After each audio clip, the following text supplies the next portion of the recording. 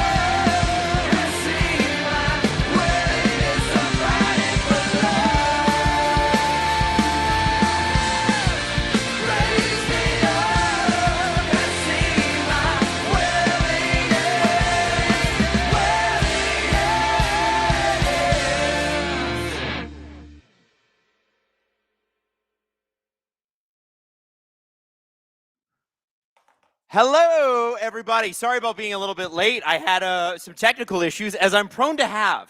I'm sure it's all my fault. I'm not going to lie. But right before the stream started, my computer, which is to the left where I read all your comments, was like, you know what? I don't feel like working tonight. And I was like, damn it. And then I tried a whole bunch of different stuff. And so I called Jesse, and Jesse said, have you tried shutting off the power bar and turning it back on again? And I was like, damn, Jess, that's a great idea. So I turned it back on again, and here we are. And then my cable went out, which was super cool. I was thrilled about the cable going out. That was awesome. And then it's finally just come back online. And I'm hoping this Blue Jays game wraps up before the Leaf game's supposed to start. I know the Blue Jays are more important, let's be honest, but come on. Anyway, listen, big news as I get set up here for the Toronto Maple Leafs this evening. And we'll start with the obvious news, which is Brad Treliving is gone. And Craig Berube stays. And they do this 2 hours before the last relevant game that they're going to play this season. Anaheim, Toronto is the last game that will matter for anything on the calendar. And if it's the only time that you're here, I mean, I don't blame you. I hope you come back for the playoffs, but we are actually having some fun on these streams in the meantime, right?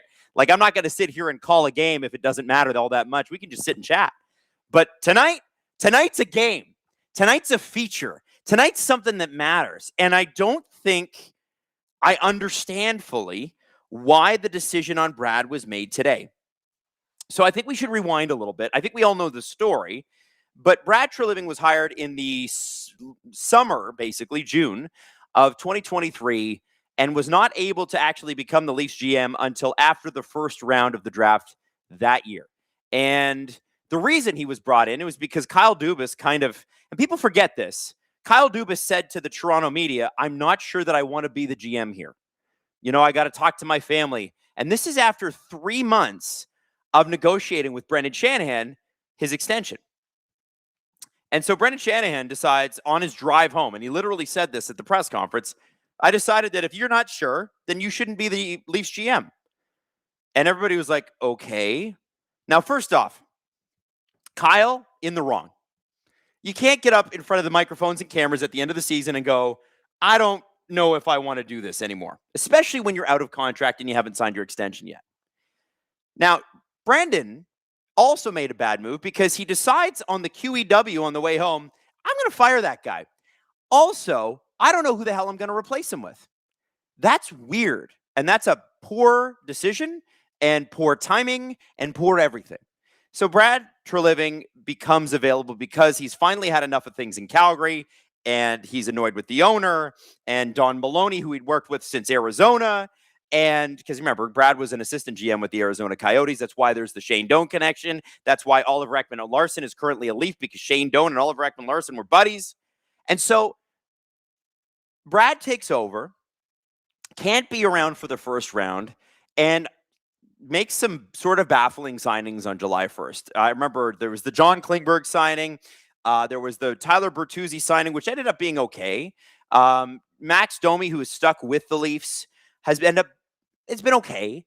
And then a few other things. And what's happened since then is you've seen a Leafs team that was pretty good, not great, pretty good.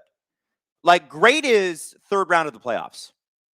Pretty good is you made the playoffs. They're pretty good. They made the second round of the playoffs, but let's be honest, Florida absolutely ran them over like they were a frog on the road in spring, right? Like that Florida series, the first one in the second round in 2023, Toronto didn't stand a chance. So they were good. They were pretty good. And so Brad comes in and he goes, "We need more snot." He signs the guys he signs. He comes in, and obviously, I don't need to go through every single summer of every single thing that Brad did. You know this team as well as I know this team. You watch this team as closely as I do. You give up your weeknights and your weekends when you could be doing literally anything. You could be becoming a backgammon master. You could be playing video games. You could do anything you want, but you choose to watch the Toronto Maple Leafs because you care, right? So I don't need to tell you all the things that have happened since. Now, Brad did some things that I admit I think the Leafs needed. I think they needed to build the blue line and make it better. I think that was one of Kyle Dubas' weaknesses. You look at his entire tenure in Toronto. He thought Morgan Rielly was a number one defenseman. Morgan Rielly at his very best in the NHL, and I'm talking about the 72-point season, Morgan Rielly was never better than a second place in that pecking order. On a great team, Morgan Rielly would be the second best defenseman, and that's 5 years ago. And he signed him to a pretty disastrous contract in retrospect. Contract, I'm not going to lie, I hated from the beginning. And it's not because I don't like Morgan Rielly, the guy. It's because the Leafs gave themselves literally no options. Nothing. And so Brad comes in and he goes, "We need to bring in some guys that are going to be older and rangier and whatever." So he re-signs McCabe, brings in OEL, brings in Tanev. Last year, they win the division. And they take the eventual Stanley Cup champions, the Florida Panthers, to 7 games. And let me just say this. There's context here. They got their asses beat in Game 5 and Game 7 at home. And this entire time, Mitch Marner is plotting his exit. And Brendan Shanahan is trying to hang on to his job. And the thinking is that if they had won that Game 7, Shanny would probably still be here today. And so when you look back now at all the things that went happen, they tried to get Mikko Rantanen, and they tried to get Rasmus Andersson. They ended up with Carlo. Not that I didn't love Scott Laughton. You guys know I love Scott Laughton. What they paid to get Scott Laughton was too much. It was too much. And now they sit in this very bizarre zone where the players have also seemingly turned on the coach. And they have none of the snot Brad wanted them to have. They don't have anything that anybody wants them to have. They kind of suck. And they are hoping, praying that they get a top 5 pick this June instead of giving that pick to Boston. And by the way, they'll have to give that pick to Boston eventually. It'll either be next year or the year after. It's a rough scenario that Brad Treliving leaves this in. And it's funny because there were signs of this before. You look at the coaches Brad Treliving hired in Calgary, and I don't actually put the second coming of Sutter on Brad Treliving. That was not Brad's desire. Brad did, though, give up a pick to Carolina to hire Bill Peters, who, the racism allegations aside, which are very real, by the way, not allegations, proven, that aside, Bill Peters was a mediocre coach, and Brad was like, we need to have him. There is a lot of red flags. Berube has turned into not great. Not great. And so all of these decisions together, everybody can look at Brad Treliving and go, he's the problem. He's what's at fault. He's the issue I have. He fucked this up. And I will tell you that you're partially right. There is one person, two people actually, I'd say, that you can blame for today. Brendan Shanahan. That's an easy one. Brad Treliving was his parting gift. He was the one that made the call to hire Brad. He was the one that made the rash decision, which he admitted to. He didn't call it rash, but it was rash. He was the one that made the decision, the rash one, to say, you know what? I don't like this Dubas guy. I don't want a guy who's not committed. I want a guy who's here forever, who wants to die for the Toronto Maple Leaf crest. Nice thought in retrospect. I want that guy to be the general manager. Well, it didn't work out that way, did it? It didn't work out that way. What we have today is a vacant general manager's position. And the second guy I'm going to blame for this is Keith Pelley. So here's what the Toronto Maple Leafs plan was. And people forget this. Toronto looked pretty good for about the first 3 weeks in January. They fired Mark Savard, and they brought in Steve Sullivan. Power play took off. They started winning games. Oh, that's awesome. It's great. And it was fun. I remember doing these streams with you. I was like, man, this is great. We're having a grand old time. Fantastic. Here's the problem, though. The problem is that streak didn't last. The Olympics hit, and the Toronto Maple Leafs didn't know what they were. They didn't know what they were. Management didn't know what they were. The management said, you know what? We're going to wait until the Olympics are over, and we are going to play the only 5 teams that are worse than us in our conference after the Olympics are over, and then we're going to make a call on this team. And what did they do? They lost every one of those games. Maybe they won one. Doesn't even matter. It's like 1-4, 0-5. Who cares, right? So then they decide to sell at the trade deadline. And Keith Pelley has a decision that he can make. Do I let this general manager run the trade deadline, who I'm not totally certain is going to be here? He's going into the last year of a 4-year contract. Do I let him handle this deadline? I don't know if that crossed Keith Pelley's mind. Because here we are with 8 games to go and Brad's gone. The time to fire Brad, the time to fire Craig, the time to make a decision and do anything at all, would have been December. Half measures never work, man. You can't be halfway pregnant. It doesn't work. You can't be halfway wet, right? You stick your arm in the water, you're wet. You're not halfway wet, you're wet. And when the Leafs tried to be halfway wet, we're just going to fire an assistant coach. And that'll spark the boys. And it did for a minute. Problem fundamentally is that, there were injuries, which they clearly blamed it on. That letter to season ticket holder, sure. Yeah, it's great. But there were coaching issues. There were coaching issues last year, coaching issues this year, and a fundamentally flawed roster with no depth. Once the old guys went down in a compressed schedule, which is what happened, they had nobody to replace them with. And also, I'm shocked that Keith Pelley, the CEO of Maple Leaf Sports and Entertainment, an executive who's been in sports for a very long time, didn't recognize a general manager in freeze mode. I believe Brad Treliving's last trade before the trade deadline, which, a couple days before I think he traded McMahon. I can't even remember. I'm foggy on the details. His last trade was like July 17th to get Dakota Joshua. And while the Leafs flailed through the fall, their goalie calling them out in front of everybody, the coach calling them out in front of everybody. What does Brad do? And there we go. Domi's fighting. Here we go. That's great. Good. At least Domi fought someone. Yeah, it's hilarious. I didn't even know the game had started because I can't watch it on Sportsnet.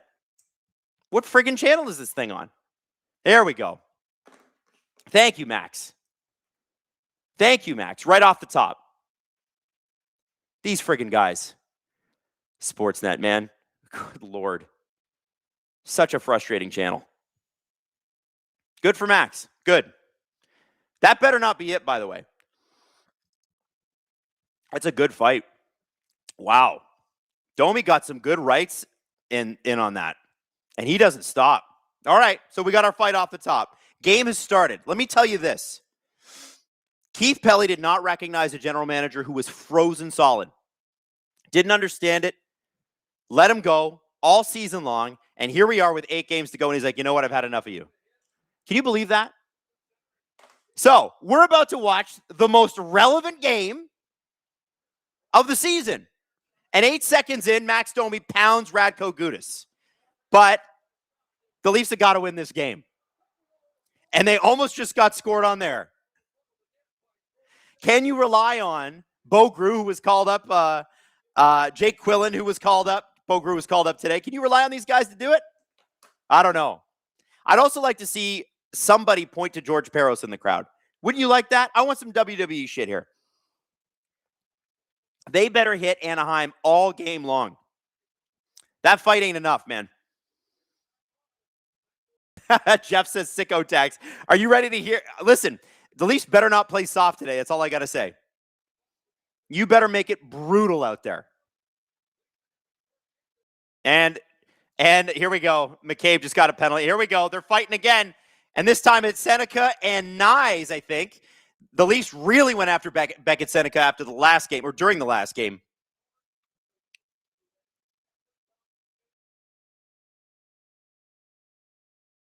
Wow. So Elliot Friedman apparently said that Treliving told management, if you're going to do it, let's just do it. And I've heard the same. I've heard that he kind of saw the writing on the wall. So I guess that's why they did it.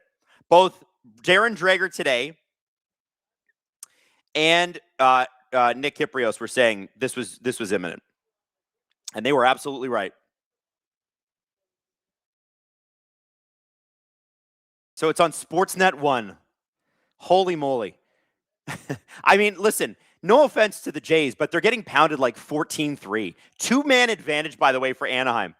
Nyes is going to get a roughing penalty because he went after Seneca. McCabe, I believe, is going to get a tripping or a holding. And here we go. There is no puck tonight, I think. And there's 3 guys in the box? Get out of here. Oh, yeah, Domi's in the box. That's right. Listen. Oh, here we go.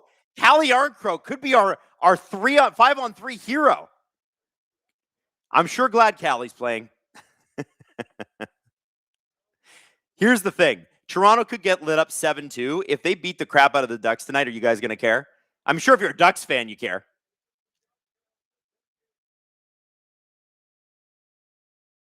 Ducks are going to dominate play here for just a sec because the Leafs are playing as mean as they possibly can. I was wondering today on the show, I'm like, do you think they really have it? Do you really think they have it to be mean like Domi does? I'm glad he fought Gudas. That's great.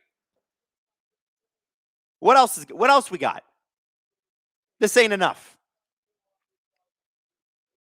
This would be good playoff prep for the Ducks, by the way. Is Pizzetta playing? I hope so. Well, if Pizzetta is playing, he's not actually playing. He'll get 3 minutes.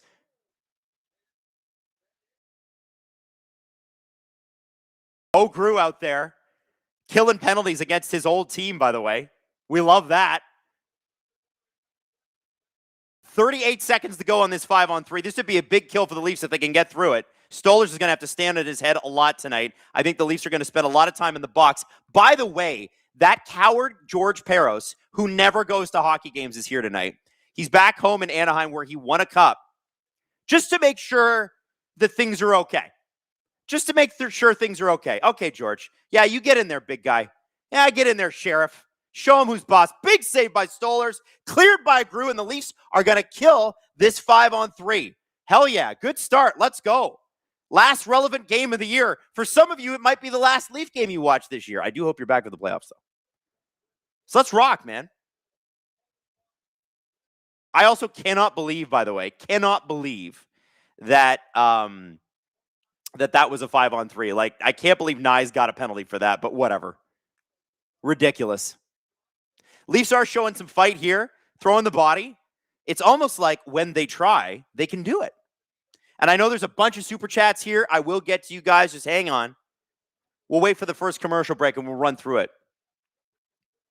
I didn't know that the face-off had started. I got to the game 8 seconds late because Sportsnet didn't label the effing game.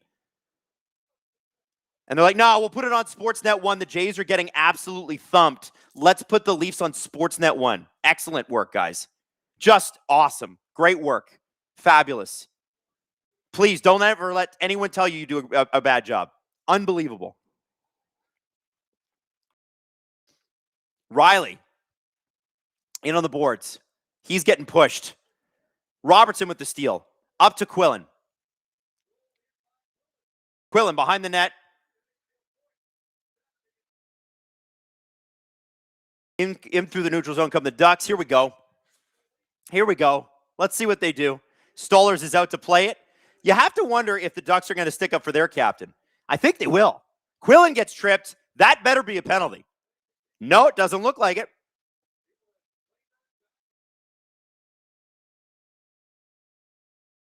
Unbelievable. I can't believe they didn't call that. 15:02 left in the first period, guys. Shots are 1-1, and the Anaheim Ducks are throwing some hits. They're throwing some hits. Listen, on every other night, you guys know this about me. I'm pro-Ducks. I'm the biggest part of the pro-Ducks lobby. But tonight, I got to be anti-Ducks. So if you're expecting pro-Ducks coverage, forget it. I'm a Leaf fan. Now, let's talk a little bit about what the Leafs can do tonight. And I want to know from you in the chat. You guys are here. You're up late. It's Monday night. You're going to be tired for work tomorrow or school. Some of you are in school. Okay. So, you've seen the fights off the top. That's great. Domi just pounding Dubas. And, you know, Steve said it on the podcast today. Dubas. I said Dubas. Gudas. Gudas is not a good fighter. He's not. Domi's actually a pretty damn good fighter. Wonder where he gets that from. So it was a good fight for Domi. What else do we need? Because I'm expecting more than just that. Good save by Stolarz there right off the top. Like, I'm expecting, like, what are we looking for here? What's going to make you happy as a Leaf fan? Again, last relevant game of the season. What's going to make you, as a Leaf fan, happy with the Leafs' performance tonight? What's going to make you want to watch at least some of these guys next season and start to maybe believe again? Here we go. We got hits. We got violence. We got goalie fight. Somebody wants to see Willie fight. There's Willie right now with the puck. Download Oliver Ekman-Larsson. He gets that back. He tries to get it past Killorn. Killorn with the interception. And here comes Killorn speeding down the wing. He's got Seneca with him. Tries to get the puck into Seneca. And back out. Here's the thing for the Leafs, too. It works in your favor. The Leafs never have the puck and get outshot to oblivion. So if you're trying to throw hits, it helps not to have the puck. That can help for them. Jesse Blake said the final game of the season against Ottawa is also relevant. The Leafs could eliminate them from the playoffs. Jesse, we are not that lucky. We are not that lucky. There's no chance that happens, but I love the way you think. And if it does happen, I will buy you a coffee. There's no chance we're that lucky. That would be way too much fun. These are the Toronto Maple Leafs in 2026. There's no chance. Carlson hit by 2 Leafs along the boards. Matt Nyes has been involved and throwing the body. And here come Troy Terry in alone, and the Ducks score. Of course they do. It's Leo Carlson with a great feed. I think Bogru went off without a stick, and that kind of left the Leafs without any sort of defenseman back. Terrible coverage in their own zone. The same terrible shit coverage we've seen all year. And former Duck Anthony Stolarz allows the first goal, but really he didn't really have much of a choice. So this is a great turnover. Nyes gets, so Grew just leaves. And that's sort of the problem. Stetcher then has to cover 2 guys. One of the Leafs blows a tire, and I can't even tell who that is. Is that Quillen? Who is that? Who's out there with Domi? That was bad. Now, I will tell you, I love me some Leo Carlson, just not tonight. Leo Carlson is the next big star in this league. You watch. Along with Bedard and Celebrini, Leo Carlson, baby. Riley tries to make a play. Leafs in the zone, and when they got an open man, Domi is down low. Carlo, puck up. Leafs going for another hit, and Anaheim comes in offside. Baby, I'm fired up. Good for Max. Look at how red Max Domi's face is. He is tomato red. That he looks like he just got off a beach in California. Come on. It was McCabe that blew the tire, by the way. Thank you, Freak 811. I appreciate you. All right. John Bernstein. Adam, it's not Brad. It's Brad. Poor Brad. Freak 811. I am watching to see if the Leafs grow a spine and start some fights for Matthews. Well, they did. I don't have high hopes for this. I will miss Brad. Rachel Bishop 77 loved walking into the Honda Center and hearing the news. Hope the game is a good one, but I will still have a blast listening either way. Well, thank you, Rachel. Blue White Flame, dang. The Knights have started the ball rolling with the firings, haven't they? Good luck getting Cassidy. So here's the question I have, all right? Blue White Flame makes a good point. I think Cassidy getting fired yesterday has something to do with this. Not something to do with this in the sense that the Leafs are going to go hire him, although I hope they do. From what I'm hearing, from what I've been told, they're keeping Berube for the end of the season. They're going to hire a general manager, and the general manager will make a decision on the coach. So if the general manager likes Berube, we're fucking stuck with him. Are you guys ready for that? Yeah! Woo! Woo! As if this wasn't good enough. We're going to get more. Aren't you excited? Anyway, so I'm swearing because it's a little bit late night, but I got to stop swearing so much. Bruce Cassidy being fired this late in the season, I think spurred the Leafs on a little bit here. Whether it was Brad going to them and saying, listen, if you're going to do it, just shoot me. Or Keith going, you know what? Maybe we should just shoot him. Vegas did it. Toronto didn't do shit all year. Nothing. Nothing to help this team. Nothing. So Gudas and Domi right off the bat, and they're showing the footage actually on screen. Domi with the good uppercuts and then over. Okay. Some upper, some over. Good old-fashioned tilt. Gottfried said, welcome to the I Survived Brad Treliving Club.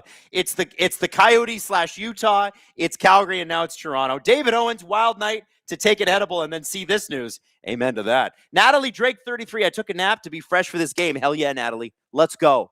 It's going to be a good time. Freak 811 dropped SDPN memberships. 10 of them. Thank you. Thank you so much, Freak 811. Alex 92. How do we feel about Peros being there tonight? Well, I said it earlier. I'll say it again. I don't think, has Peros been at any game this season except for, I think he might have been at the Tampa Bay Florida Panthers game after all those suspensions and fines and stuff in preseason. Yeah, he's only there to support his former teams. I can't wait for George Peros to catch a Montreal Canadiens game before the end of the season. Guy stinks, man. He stinks. For anybody that's late, Max Domi and Radko Gudas fought right off the top, and Max is a better fighter than Radko. No question. He won that fight. By the way, every time I see Michael Pezzetta on the bench, I'm like, wait a second, Bobby McMahon was traded. They kind of look alike, don't they? So they're showing Pezzetta's fight from March 12th when Matthews got hurt. He was fired up. Yeah, I love that.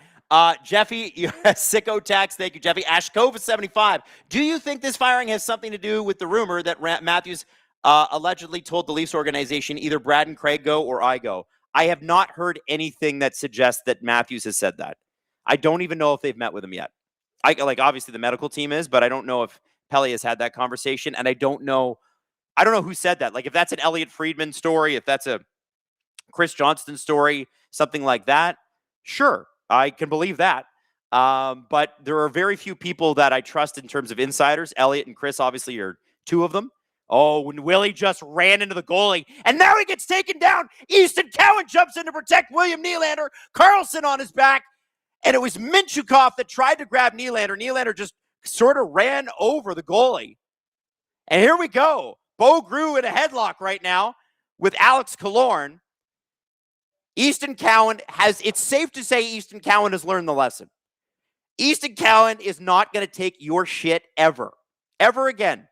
Thank goodness. I don't know where the Leafs go from here after this season. We can save that for another day. But I will tell you this. If guys like Nyes and Cowan are going to be here, this nonsense of us taking everybody's shit and doing nothing about it, those guys are just not going to let it happen anymore. And I'm glad. It's about damn time. Easton Cowan should be the most sold jersey this offseason in Toronto. If you're buying a Leafs jersey, it better have a 53 on the back. That kid is gonna score a lot more next year under a different coach. I'll tell you that. So Nylander is going for goaltender interference. I'm assuming Minchukov likely for roughing, but I believe this is going to be a 5-on. Would this be a 5-on-2? Oh yeah, Cowan's in there too. So is this a 5-on-2? Is this a 4-on-3, or are we going to do a 5-on-4? What are we doing here? Easton Cowan ain't taking your shit ever. I love that. Leafs back on the PK. Expect the Leafs to be on the PK a lot tonight. Bo Grew, former Duck, against Granlund. Going to try to win this faceoff, and Granlund wins it. Back to the point, it's John Karlsson. Still weird to see John Karlsson in a Ducks uniform, man. I'm still not used to it. They had to paint his helmet because they don't make his helmet anymore. And he's had the same one in Washington for years, so they had to paint it orange. And it is a very aggressive color that the Ducks wear. I won't lie. I'm still not in love with the jerseys. I don't get it. Oche, out front, shot, and it just dribbles a little wide of Stollers' left pad. Carlo in behind the net, and that puck is fired out. 1:26 left, and I believe, did that puck hit the ref and then go to Karlsson? That's a fortunate bounce. Leafs definitely playing with some energy. You can tell they're a little bit outmatched skill-wise. Also, it doesn't help that they're on the PK. Shot! Oh, and that's Cutter Gauthier through a crowd. Stollers just didn't see it, but you kind of wish you had a save there.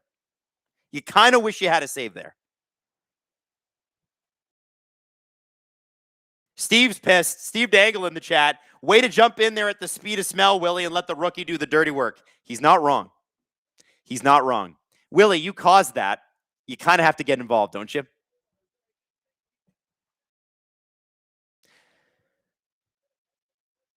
Puppy Girl 2023. Hey, Adam, hope you're doing well. Thank you, Puppy Girl. I am doing well. Owie, all I care about is if they beat them into the ice tonight. So that goal probably didn't bother you. Canada Matt, there is no puck. Freak 811. Refs don't have eyeballs, apparently. That's from the previous penalty. I think Berube is going to lose his mind on the bench tonight. James Stemler, hey, Adam and crew, long time no see, took a bit of a mental health break. Unrelated to hockey, though, the Leafs certainly were not helping. Glad to be back. James, we're thrilled to have you back. And damn it, this could be the last relevant game of the season, although Jesse does point out Leafs and Senators play in game 82, and the Leafs would have the opportunity potentially to eliminate the Senators from the playoffs if they're out of the picture at that point. I, for one, think that that's too optimistic. I don't think the Leafs are that lucky. Let's be honest. Justin Fisher, I'd like to see some crimes committed. Doug Leaf fan, with Brad gone, will Pronger be the new GM, or are we expecting a new name? I like Wickenheiser, a champion. Also, maybe Dubas wasn't wrong. I don't think it's going to be Wickenheiser. If it's Pronger, I'm going to just ask why. No disrespect to Chris Pronger, but like, what's his experience in a front office? This is the general manager of the Toronto Maple Leafs. What's your experience? Like, I like Chris Pronger. What do you do? What can you do? What's your strength? What would you say that you're good at here? I think that's what you need to start asking when you interview these guys. It's crazy. Heather, the Avs fan, says, is it crimes, Justin, if no one is actually punished? No, that's fair. It's still a crime. Still a crime. Oh, terrible giveaway by Benoit out front. At least we're able to get away with that one, but that sucked. Killorn's been a bit of a takeaway god tonight. Up to Robertson from Dakota Joshua. Joshua chasing Lacombe into the corner.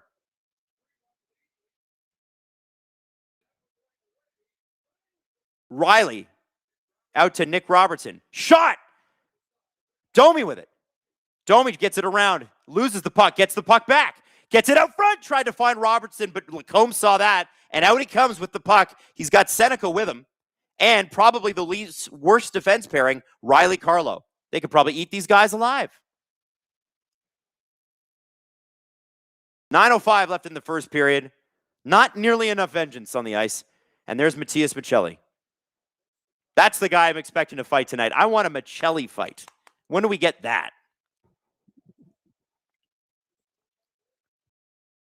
Heather the Avs fan dropping 5 SDPN memberships. Thank you, Heather. I know there's a ton of super chats. I will get to you. 8:43 left in the first. Game's kind of calmed down a little bit since that second goal. If Berube has told them to calm down, fire him.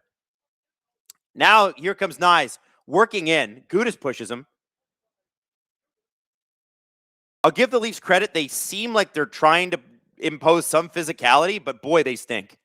Like they're really bad. Gudas with the pass. Over. Shot. Oh, the Ducks are running through the Leafs defense with impunity. There's nothing stopping them right now. Now, the Ducks are a great offensive team, but boy, the Leafs are ass on defense. They're horrible. Chris says, are you going to play Steve's video in the first intermission? Second intermission, that's when we're going to play it. Second intermission. Francois Labelle says, over 2.4 thousand viewers and less than 350 likes. Click like, everybody. Everybody listen to Francois Labelle. Uncle Francois knows what's up. Andrew Doucette, I'm expecting people leaving on stretchers. Also expecting Berube to be fired right after. Thank you for your streams.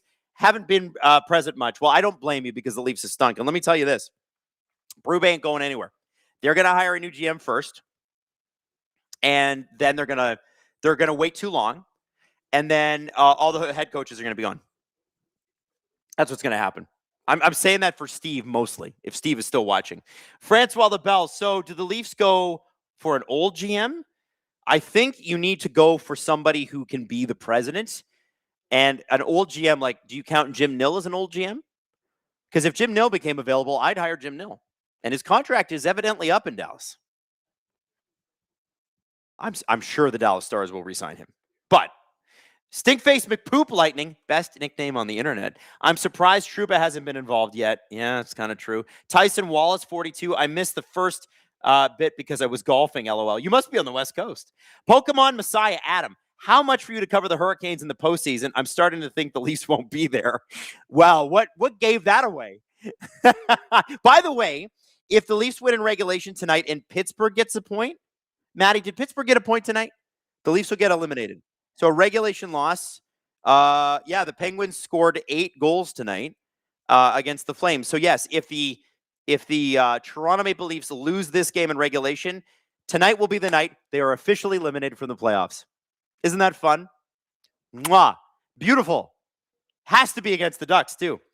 23 Plaster. I'm stuck watching the Ducks feed legally because I'm not paying $400 for 1 year or $44 for one game. What? Also, Sportsnet sucks. The Ducks feed is decent. All right. Francois Labelle. I'm trying to get to everybody. I'm doing my best. It's a lot. There's a lot of super chats here, guys. I'm going to roll with it. I promise. Stetcher and McCabe out there defending.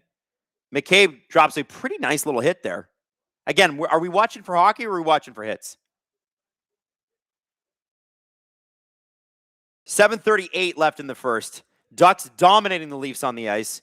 I would say the Leafs, the only thing they've won is a fight. And they sure have gotten there with their gloves and scuffled. Easton Cowan did come to the defense of William Nylander, who did not return the favor, as Steve pointed out on the stream. He was like, I'll do it. Oh, Easton, don't fight because then I might have to. Oh, no. 7:15 left. Nylander right now gets the puck stripped, gets it back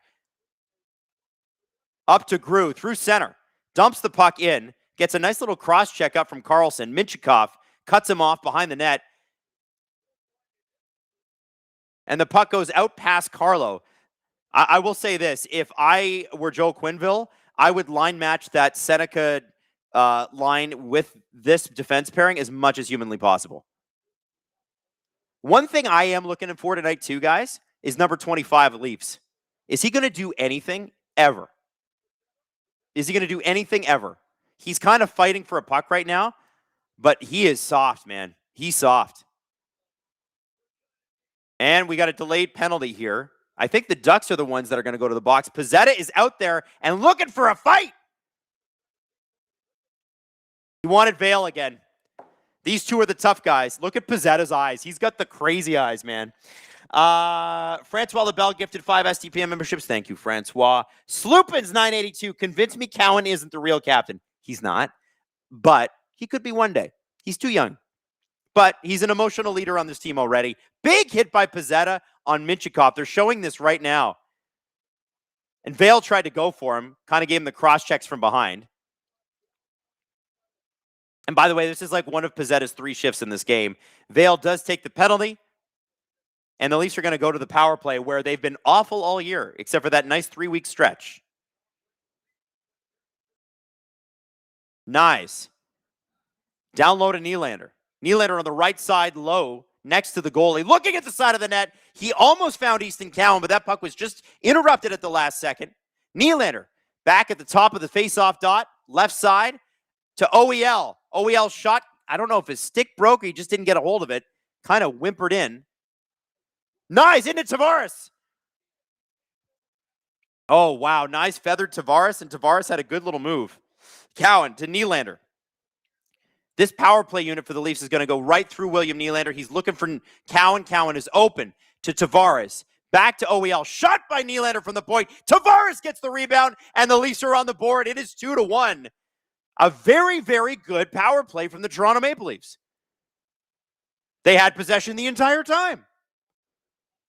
Almost looked like they could do that more often. How about that? He says, not bothered at all. Bottom 5, dream alive. Let's go. Jimmy61 says that Matthews story about Treliving and Berube need to be out or I'm gone is from Howard Berger. Well, that's all you need to know. Listen, I'm going to just tell you something. If somebody's got sources, they're probably employed by a sports network. I'm just throwing that out there. Heather the Avs fan, I'm sorry my Rockies beat the Blue Jays 14-5. I'm so confused. I'm also ready for my annual baseball game, and I'm going to do the fraudulent 999 challenge for $65. Also, get with the likes chat, hashtag Go Avs Go. Well, listen, we were just as surprised as you that the Colorado Rockies beat us up so bad, but you know, these things happen. Even great teams lose, like the Blue Jays. Carlson, who's been alive tonight. Back in front, Leafs defense's coverage is terrible, and what a surprise, it's Carl O'Reilly. Domi to Riley. Riley brings it through, dumps it deep. Both Joshua and Robertson are giving chase. Domi gets it back, tried to fire it in, but it went off Leo Carlson's knee, and now Carlson and McCabe are in a race for it. McCabe's going to get there first. Carlson all over him, pins him against the boards. And it's Riley to Cowan. Cowan circles back with the Leafs on a change. Killorn all over him. Cowan crosses the blue line. Crosses the red line. Here we go. 4:36 left in the first period. Puck fired out and around. And I think that hit either William Nylander's glove or the top of the glass and went out. So unfortunately, I don't think that's going to be a penalty. Heather the Avs fan dropped 5 SDPN memberships. David Owens, Doug Armstrong hires Bruce Cassidy. Well, we've been hearing Doug Armstrong for like a year and a half, so maybe. Katie Faye, Flyers fan, hate watching the Ducks, loving the mayhem. There should be only one orange team, LOL. Looking forward to your playoff streams. Well, thank you, Katie. We're looking forward to it too. The Trash Panda 17, Pronger for next Team Canada GM. Guys, I don't understand where that. Listen, I have no hate in my heart for Chris Pronger, except for the things that he used to do to the Leafs, which were brutal. But let me tell you something. I have a lot more questions than, hey, he did a few interviews on some podcasts, therefore I'm bringing him on as the general manager of the Leafs and or Team Canada. What's your front office experience, man? I think that's a fair question. Dijon Jake, I want my LB of flesh. Oh, yeah, knee for a knee. Top 4 C for a C. Who else do we got here? Who else we got there? We got Steve Dangle. Stoller's bumped in front of Carlo again. Does nothing. That's true. Jack Dolan, as a Rangers fan, are you related to James Dolan? Are you? As a Rangers fan, I offered the Leafs a trade. You guys get Dolan and Drury. Do we get you, Dolan, or somebody else? That's it. You get the GM and the owner. That's the deal. Heavily in your favor. I don't think we're going to take it. Let us think about it. Heather, the Avs fan, we can all wait. Grab a second device, but Steve's video is up. Steve Dangle says, attaboy Vale, you pumpkin. SLS 98. Adam, did you see Cody Ponce's injury from earlier? I feel so bad for the guy. First MLB start since 2021, and that happens. I sure did see that, and it was awful. And I hope, they said he left the game with knee discomfort. I hope it's just like a couple of weeks, because that looked something worse to me. That looked like Kevin Durant in the finals snapping his Achilles to me. But hopefully it's not. That's what that looked like.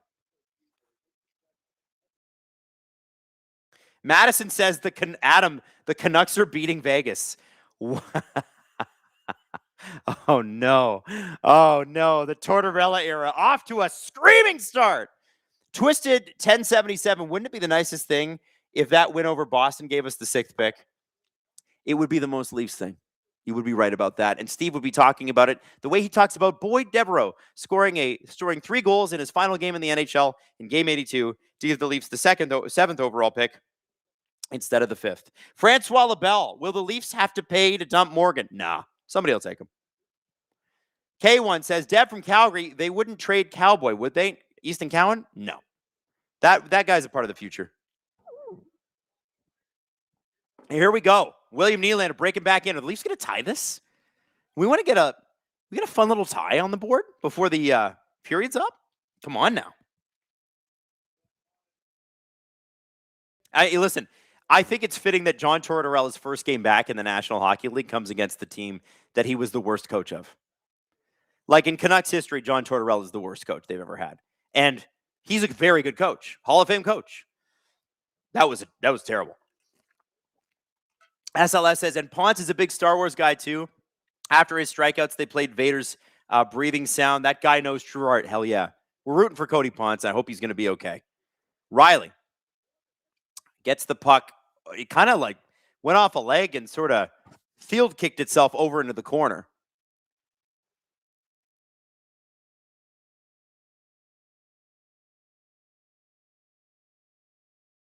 Gudis gets the puck deep.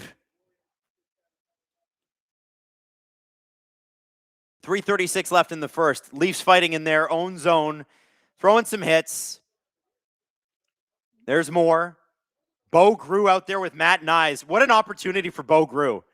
Hey, man, you're going to play in the AHL all year, and then we're going to call you up, and you're going to play with Matthew Nyes. That's pretty sweet. Cantankerous Games 63 says, scroll up, you missed one of mine. Listen, if I missed your super chats tonight, I apologize. Maddie, if you can scroll up and try to find Cantankerous Games, that would be great. Text it to me. I'll try to get to it. Ashkova 75. If you remove the pity points from Vegas, they only have 64 points. That puts them between the Hawks and the Canucks. Yes, but unfortunately, we live in a pity point era. Watch Medicine 7747. As a Panthers fan, tip of the hat to the Domi fight. Anyway, the Panthers have an 8% chance of getting McKenna right now. That's what's stopping me from crying. You have no reason to cry. Respectfully, you've been to 3 straight Stanley Cup finals and you won 2 of them. Right now, this is a rest season. Next year, you guys will be back. And you'll probably be back with like McKenna and Veerhoff or somebody like that. It'll be great. Trust me.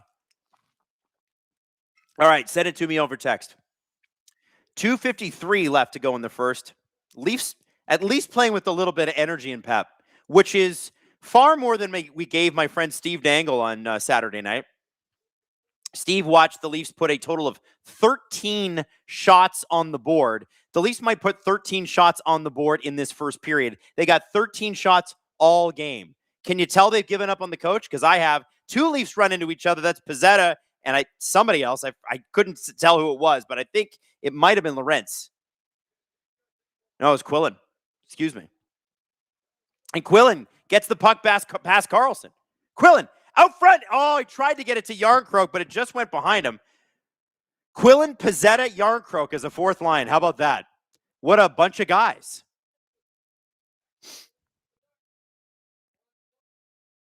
Here come the Ducks, taking advantage of the Leafs' horrible defense. The Leafs have to work so hard to get a shot against the Ducks. The Ducks do not have to work that hard to get a shot against the Leafs. They're not getting that many. Cowan and Quillen kind of ran into each other there as well. Zellweger with Cowan on him. Puck over to Gudas. Gudas gets the puck up. Tavares. Circles back, going through the neutral zone. Passes to Cowan. They make the zone entry, but there is 5 Ducks back, and Cowan gets immediately stripped. Granlund. Across the ice. In come the Anaheim Ducks. It's the Vets. Cowan intercepts. He's been on the ice. He's been all over the ice tonight. There's some giveaways, but there's some good stuff too. And a roughing penalty to boot. Chiefs Meany says, I must have missed something, but I thought Bogru was sent down to the Marlies to avoid him playing his 10th game. I'm confused why he's up. Well, you can send him down and call him up on an emergency basis. Bogru actually being called up on an emergency basis was probably Brad Treliving's last move as Leafs general manager, funnily enough. Isn't that funny? Like, that was the last transaction Brad made. Crazy. Trouba. In low. We got 40 seconds left in this first period. So once it wraps up, I'm going to have a question for you guys. Moore. Domi strips it to Benoit. Benoit looking up. That puck is tipped and it goes deep. Leafs are going to change. Ducks are going to change. And we're going to play out the period here. Valdizo says, is Tree gone? Did I miss something? Yes, Brad Treliving was fired about 2 hours ago. That's funny that you missed that. That's hilarious. That's called having a life. I don't know what that's like. 9 shots for the Leafs, 9 shots for the Ducks, penalties, and a good fight. A good fight between Gudas and Domi. Gudas said before the game he knew he was going to have to take his lumps. I certainly hope that's not the last lump he has to take. Freak 811, I'm crying. That's all I saw. I'm crying because my team has to go through Dallas and Colorado to sniff a cup final. I would cry too. But my teams had to go through Boston and Tampa and Florida in the last 10 years. And guess what? They got through none of them. They got through Tampa a couple times. That was it, though. They didn't beat Boston. They didn't beat Florida. But they beat Tampa a couple times. Bills Mafia, are we really heading towards another? Oh, no. I guess they beat Tampa once and they beat Ottawa once. Bills Mafia 11. Are we heading towards another Oilers-Kings first-round matchup? Oh, my God. It would be hilarious. And I sure hope we are. But I think the Ducks are – they're be really hard to see them just losing this. I don't know. Phil from Fargo, who wins the Frozen Four? You know what, Phil? I have not been watching, but I'm gonna go Denver. Because that coach, that University of Denver coach was almost hired into the NHL this season. And he turned it down at the last second to say, you know what? No, I want to do at least one more year with college hockey because he's largely viewed, I forget his name, largely viewed as like a real up-and-comer. But the question becomes, if you're in a good spot in a college program, much like the NFL and the NCAA in football, you might be able to get paid pretty damn well to coach college hockey pretty soon here. So why would you leave? That's what happens in college football all the time. They're like, nah, I don't want to coach the NFL. I am a college coach. I get paid a lot. Heather, the Avs fan, 7-1 Avs over Calgary so far. Kadri on the hat-trick watch. Congrats to Celebrini. 100-point season. My God. Good for Macklin. Francois Lebel, 62-73. I know the NHL will never let the loser point go, but here's my suggestion. Win in regulation or OT, 2 points. Win in a shootout, 1 point, no loser points. I don't mind that. I just, my only gripe ever has always been Why are we giving away points for losses? You lost. You deserve nothing. You want something? You want points? Win. Simple. It also guarantees, by the way, that the best teams make the playoffs because you have teams literally harvesting overtime lost points. And, I think Calgary a couple years ago had 17 overtime losses, and I think they just missed the playoffs. But, they shouldn't have been anywhere close to the playoffs. What do you mean you're getting 17 over? That's like 8 wins. What are we doing here? That's ridiculous. Steve says, Steve and Drew, I give permission to use my music for SDPN. Go Leafs go. That's very kind of you. I hope you registered with SoCan. Freak 811, my team hasn't won a playoff series this decade. I don't even know who your team is. I'm assuming Boston? Not Boston, sorry, Buffalo? I don't know. Anyway, listen. Time to do a little bit of a clip, and then we're going to come back for the second period. Okay? This clip is going to be about the Vegas Golden Knights, who right now, if we're doing the score watch, are losing 1-0 to the Vancouver Canucks on an Evander Kane goal. 1-0 Canucks over Golden Knights. So why was Bruce Cassidy fired, and why was John Tortorella hired, but only for the end of the season? We'll find out. I'm going to play the clip, and I'll see you back here at the beginning of the second period. So Bruce Cassidy is officially gone, just to let everybody know who might have missed it. Bruce Cassidy gone in Vegas with 8 games to go. In comes John Tortorella. Man. Bruce Cassidy being fired, guys, was not really the surprise. John Tortorella coming in is the surprise. No, they're both the surprise. You think so?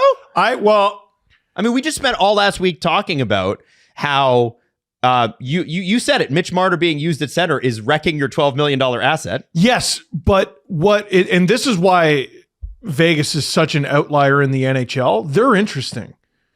They do things that. Well, no, I think I'm done. They do things. They take action. They take action and they think outside the box. And Lou Lamoriello used to be kind of on an island as the weird one for firing coaches late season. But we just explained the logic, and it's the easiest thing in the world. You're going to fire this guy anyway. Your team stinks. You might miss the playoffs. Fire him now and get someone in there to light a fire under the team. Why not? Look, why the hell not? The wording of John Tortorella's hiring is so funny. He's signed for the remaining 8 games of the season. What? He's going to be your head coach for less than 10% of the season. And then the playoffs are going to start. Yeah. I don't know, man. It's as good an idea as any. The trade deadline's passed. You can't do anything about that. All you can do is fire your coach and get another guy. The real question is this the other guy? Jesse, is this the other guy for you? Is John Tortorella the guy you would have picked up the phone and called? I think this is the most fun outcome and the most correct outcome. Okay. If you need to galvanize your troops for 8 games in a playoff run, why not get the most fiery guy in hockey? I think John Tortorella is a perfect pick. And stylistically, they're not going to forget how to play Bruce Cassidy hockey. Stylistically, who cares? What you were doing wasn't working. That too. Whatever you're doing that's going to be new is at least going to be hockey that is different than the losing hockey you've been playing this entire season. Did those J-Fresh stats that were posted yesterday give you any pause? Where since the Olympic break, Vegas is top 3 in virtually everything, but near dead last in shooting percentage and save percentage.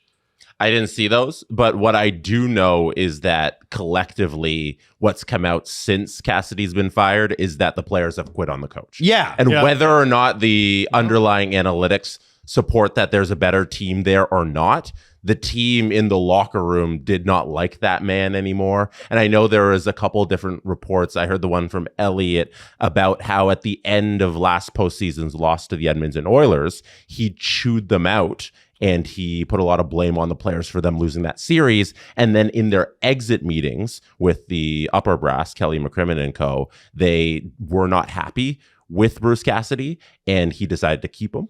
So then all of that festering, and then you go into this season where there's a bunch of losing, and you're not getting any goaltending, and then you reach this point, and now Kelly McCrimmon is making a decision he probably maybe should have made last year when the guys were unhappy with him. So even if the underlying numbers support there's a better team there, the person who's going to get the better team out of them and show that the underlying numbers are actually true is a new head coach. If anything, they're a good team, and now they've got like one of the best hot start coaches in like of his generation, literally of his generation. John Tortorella's MO, except for Vancouver, is he goes in to every team, lights a fire under them. They play better than we've seen. They achieve more than we thought they were capable of. And then eventually it goes stale. Now let me usually takes 2, 3, 4 years. let me poke a hole in that. Okay. Just a little bit. And this is from Sinbin Vegas. Go for it. Great account. He said one of the most common refrains about the reasoning behind bringing John Tortorella in is that he quickly gets the most out of teams. History remembers it differently. Tortorella's first 10 games with a new team. Philadelphia, 5-5-0, missed the playoffs. That wasn't a great team. I mean, Columbus, 2-8-0, missed the playoffs. okay. Yeah, but then Vancouver, what happened? Very good team, 5-4-1, missed the playoffs. Yeah. New York, 6-3-1, first round loss. Tampa, 1-9-0. That wasn't a great team. New York, Rangers, the first time, 0-3-1. Well, I didn't mean the first 10 games. Okay, well, I'm just, that's all he's got, right? No, of course. No, exactly, Yeah. right? And that's what makes us so unique and so different. Can I also step in on something? Can I be narrative guy for a second? Oh, do it. Let me just be pain in the ass narrative Say guy. his name. No, I'm not going to say his name. I'm going to Say his name. This happened before he got there. I know it did. That's why it's funny. The players didn't like that the coach chewed them out at the end of the season. Now, let me tell you something. I streamed all those games, so I watched every one of them. I watched every minute of it. That was a great series, by the way. You thought so? The Vegas Edmonton one? I don't think Adam did. Yeah, no, that was back and forth. I remember like Vegas had a couple really close calls and they kept losing. I thought that was a really entertaining series. Yeah, but it was Maybe you're five? maybe. Well, here's what I it was remember. only 5 games. Yeah, it was over But 5. it was like a tight 5. Yeah. I felt Rod Brindamore special. I felt like it wasn't great at all. And I thought that Vegas blew a lot of opportunities. Maybe it was closer than I remember, but Vegas blew a lot of opportunities and largely played like shit. And I do think it's kind of funny that compared to what they're used to, right? Compared to the expectations that we have of Vegas, which are quite high, that they rightly set themselves.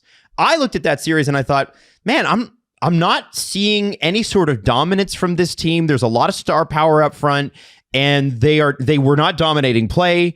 Goaltending was fine, but I just felt like it was not a the way I remember it anyway is that they should have been chewed out. They blew an opportunity against Edmonton, and they didn't really make it particularly close. And so the players, I understand after the season's over, the last thing you hear from your coach is getting chewed out. That kind of sucks. But like, did you guys go back and watch? I want everyone to remember this. I really want everyone to remember this particular part of the conversation going forward, especially when talking about your team. And I am looking at Leaf fans specifically, but this could apply to anyone. Think of who's on the Vegas Golden Knights, right? And great team. Jack Eichel, Olympic gold medalist, and he won the cup with them, right? Who else won a gold medal there? Hannafin. They have other Olympians in Stone and Theodore, and Marner was there this season, but we're going to focus on last season. Particularly, the guys that they had last year, some incredible players, and getting yelled at for performing poorly in the playoffs is something that they took to heart and are somewhat holding a grudge over, right? So there's no, the conversation is always, and this pertains to Berube and the Leafs a lot, and he's old school hard ass, and this generation of players doesn't understand, or blah, blah, blah, blah. I think it's a much bigger generation divide than it is, the players on my team are soft. This is not the way to talk to your players anymore.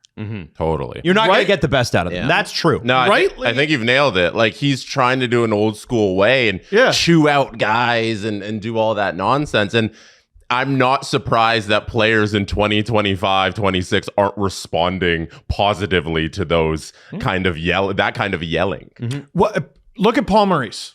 Paul Maurice is our greatest example. Screw it. Look at John Cooper too. Those guys have been to 6 straight cup finals between them. John Cooper, I think, is essentially a motivational speaker as well as a philosopher and litigator. But Paul Maurice, like, they die for that guy. Oh, yeah. And there's that clip where he goes, "You fuckers." But he follows it up by going, "Here's what I need you to do. It's not you're not good enough. You're doing this poorly. You fucked that up. It's pound their fucking D so that when game 7 arrives, they've got nothing left." It's a great quote. Yeah. It's such an efficient message. You're not doing what I want you to do, comma, here's what I want you to do, and this will be the result if you do it. That's how you communicate. Oh, yeah. And Paul Right? Maurice also loves being performative. And when he's trying to give credit to somebody, he's like, "You know why we won the Stanley Cup playoffs? Because the 4th line against the Leafs." Gag me with the damn Do you spoon. remember when he credited the Stanley Cup victory on I do. the 4th line changing the series against the Leafs?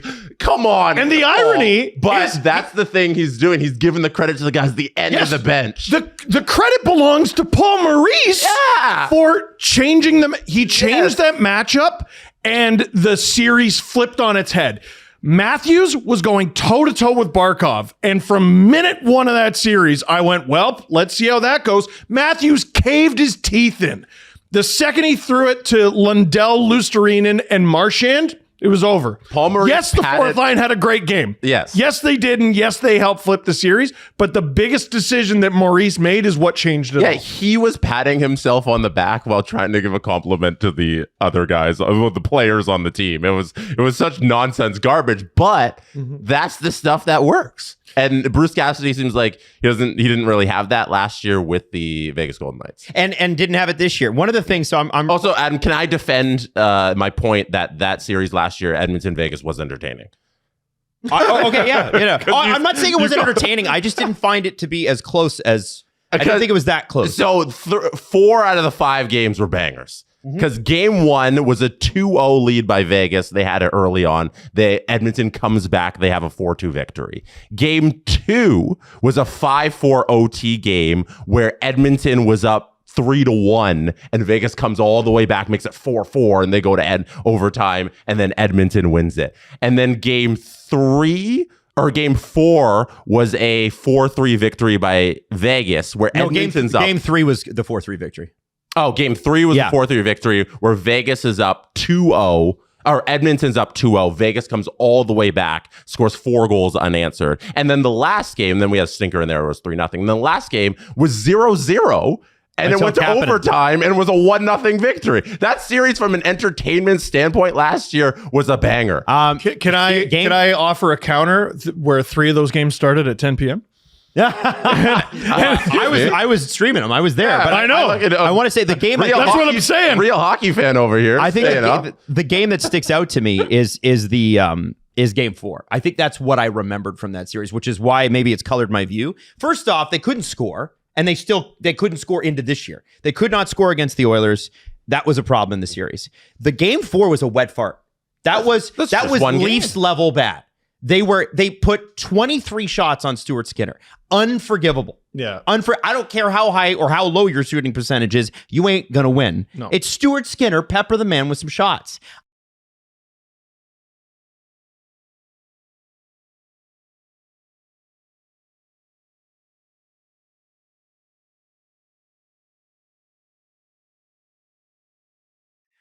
Hello, everybody. Welcome back for the second period. It looks like Cutter Gauthier is done for the night. He's got an upper body injury, which is sort of interesting. I'm not really sure when he sustained it. Ducks just put it out on Twitter. So there you go. No Cutter Gauthier for the second period. I'm sure maybe they'll have some sort of replay or something when the game comes back to kind of show us. But, man, what a first period it was. First off, a lot of people are furious with Sportsnet because they continued to keep a Blue Jays game on where the Jays were getting pumped 14-3, and it ran late, and the Leafs game was supposed to start, and they said, we'll put it on Sportsnet 1. And then the TV guide for a lot of people didn't have it, and a lot of people don't have effing Sportsnet 1. So a lot of people missed Ty Domi and Radko Gudas right off the top. I'm one of them. I'm thrilled about that. Can you tell? I'm thrilled. I'm excited. Go Sportsnet. Keep doing what you're doing. Unbelievable. So now we have a Domi fight, and it was a good one. Radko Gudas didn't throw a punch. Not a single punch. Later on in the game, the refs were game managing, and Matthew Nyes got an extra penalty on a play where he just grabbed Beckett Seneca, which is literally something the Panthers do after every single whistle. But, this is the Toronto Maple Leafs, and George Peros is there because he's the sheriff. He's there. He's protecting his Ducks. He won a cup there after all, don't you know? I still don't know how a third party is not handing out these things, but whatever. Oh, that Radko Gudas. They're just showing Radko Gudas screaming in Joseph Woll's face in 2023. Man, I hope they fight him again. I'm also, and Steve pointed this out. Steve Dangle pointed this out in the chat. Kipper pointed it out at the intermission. William Nylander ran into the Ducks goalie, and it was very slow, but it was a goaltender interference call all day. Like nobody is going to fight that. And yet, Pavel Minchikov grabs Nylander. So Cowan grabs him. They both fall behind the net, and William Nylander does absolutely nothing to help Easton Cowan out. You can't teach this stuff, and I'm not going to be surprised. I'm just going to be unfiltered tonight, guys. If William Nylander gets traded this offseason, I'm not going to be surprised, and I'm not going to be upset. If he sticks around, I'm not going to be surprised, and I'm not going to be upset. But I frankly, if I'm going to devote my time and frankly my career, so much of this to the National Hockey League and especially the Toronto Maple Leafs, I would like to see a better product than this nonsense. Now, have the Leafs put in an effort tonight? Sure. Is Brandon Carlo as soft as ever? Is William Nylander doing exactly what William Nylander does, which is not a whole lot? I guess William Nylander would look at it like, hey, I set up a goal, which he did. That's how he gets back, I guess. But I'm not thrilled. And look at that. Giveaway right off the top. Troy Terry over to Killorn. Killorn gets the puck deep.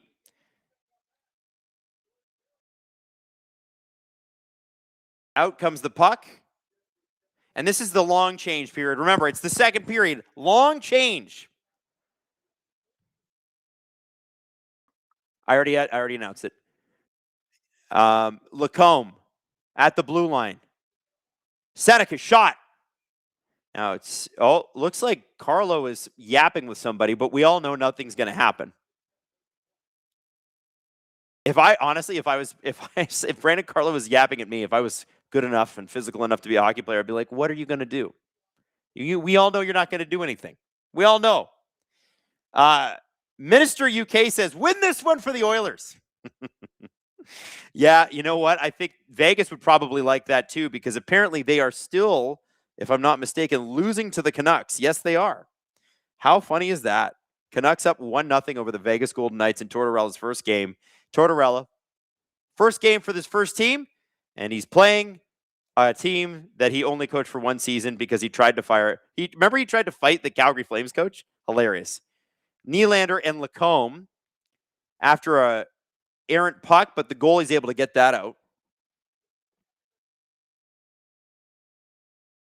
Oh, and it's worth mentioning, by the way, that Ville Husso has started tonight. The Ducks did the smart thing and did not start Lucas Dostal because you don't want to expose your all-star goalie to a team that is out for blood. Smart move by Quenneville. Smart. Justin Fisher says, Brandon Carlo would wreck you, Adam. Yeah, maybe at paper airplanes. I think Brandon Carlo is a gentle giant, and I'm sure he's a great guy. But I think we need the Zamboni driver. Adam, I think you're wrong about Pronger. Does he have experience? No. Is he smart? Yes. Could he bring a new vision to the team that other teams haven't seen? Yes. Will it be good? I don't know. I mean, yeah, listen, Shanny hadn't had any front office experience either, but Shanny was coming off a pretty long and transformative stint at NHL player safety. And Shanny was really good for the first 5 years. He really was. So I don't know. Listen, everything this organization has been doing under Keith Pelley has been perplexing. The fact that you let the general manager run the trade deadline and then you're like, you know what? There's 8 games left. Get out of here. Jeffy says, if you missed the first, the Leafs ran the goalie and hurt Gauthier in defense of Matthews. So I got to know how Gauthier got hurt, because I didn't see anything that was that crazy. And the running of the goalie was William Nylander just taking a couple steps too far. Goalie was fine.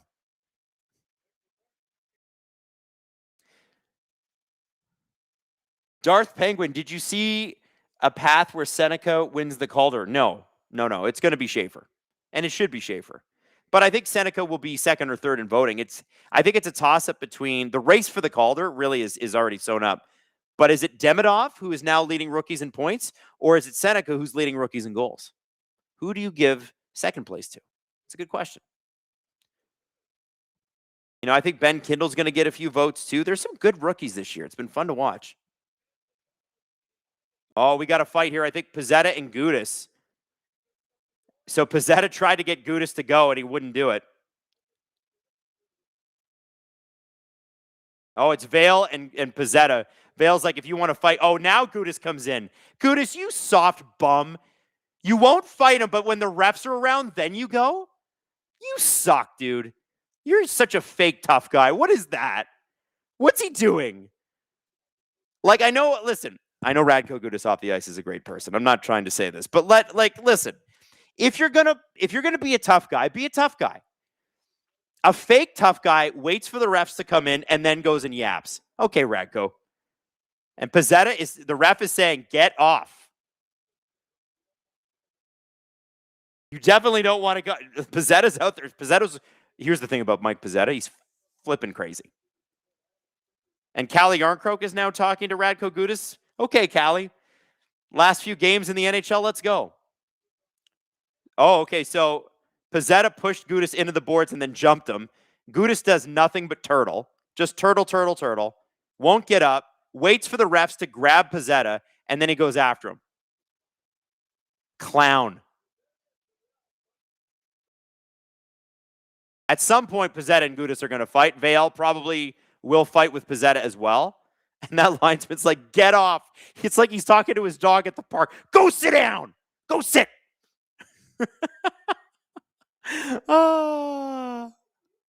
Butcher says Nyes needs to get some Justin Applicator, and they're going to kick Pizzetta out of the game.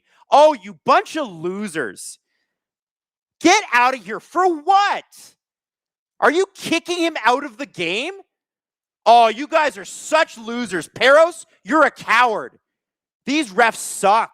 Get out of here, man. What a joke. You're kicking him out for what? Unbelievable. Unbelievable. Unfreaking believable. I cannot believe it. Now, is Pizzetta going to take more than 3 shifts in a game? No. Berube won't play him. But what the hell is this? Unreal. Just unreal reffing. Unreal. You bunch of losers. You're clowns, all of you. You deserve to be fired. And we're going to give you media pressure all the way until you're fired. Peros, you suck. You run a friggin', what does Walsh call it? Kangaroo court. Kangaroo court of absolute losers who suck at their job. Get out. Resign. Resign. Unbelievable. McCabe broke a stick, and one of the Ducks players is complaining to the ref. Boy, you guys are not going to like the playoffs much. Whew. Edmonton, if they play you, Edmonton's going to know what to do. Ducks have got to learn that. That is true. And listen, again, outside of this game, I'm pro-Ducks. Tonight, I'm not pro-Ducks. But you can't go bitching to the ref when someone breaks your stick in the playoffs. And this game is a high-intensity game. Pick up your broken stick, or drop your broken stick, actually. Go get another stick. You're on the power play. Stop crying. Stop crying. Man, these refs are so embarrassing. So embarrassing. They'll let the Florida Panthers run over the league, but Michael Pizzetta gets into a yelling match with Radko Gudas, and they boot him from the game. Absolute losers. Losers. Losers. As Leo Carlsson makes a really great shot and almost scored on Anthony Stolarz. Listen, I can't hide my love for Leo Carlsson. This guy's friggin' phenomenal. And it's too bad he wasn't playing for Sweden at the Olympics. Holy moly. Rennie says, just tuned in. What happened? Why is everyone yelling? Rennie, Michael Pezzetta got into a yelling match with Gudis and they kicked him out of the game. That's what. 1:06 left. Carlsson at the point. I think this is the Leafs' sixth power play. Or sorry, sixth penalty of the game. I think between the fight and all the other penalties they've taken, the refs are calling a tight game tonight because they suck and they're losers. Absolute losers. These refs suck. Get bent, you losers. Jesus. Unbelievable stuff. You know, it's totally fine when the Kachucks do this. Well, when the Leafs do it after their captain's knee gets blown out, that's a problem. Yeah, no, that's cool. I got it. Unbelievable. Stripes fucking resign. All of you. Losers. Billy Husso corrals it. John Carlson's going to bring it back up. As we've said, it doesn't look like there's much of a puck for the Leafs tonight. However, they've already almost equaled their shots from Saturday night against the Blues. The Blues, who look like a much better team, I think they're 7-1-2 in their last 10 games. They destroyed the Leafs Saturday night. Leafs got 13 shots on the net. They already have 10 tonight, and we're only 25 minutes into the game.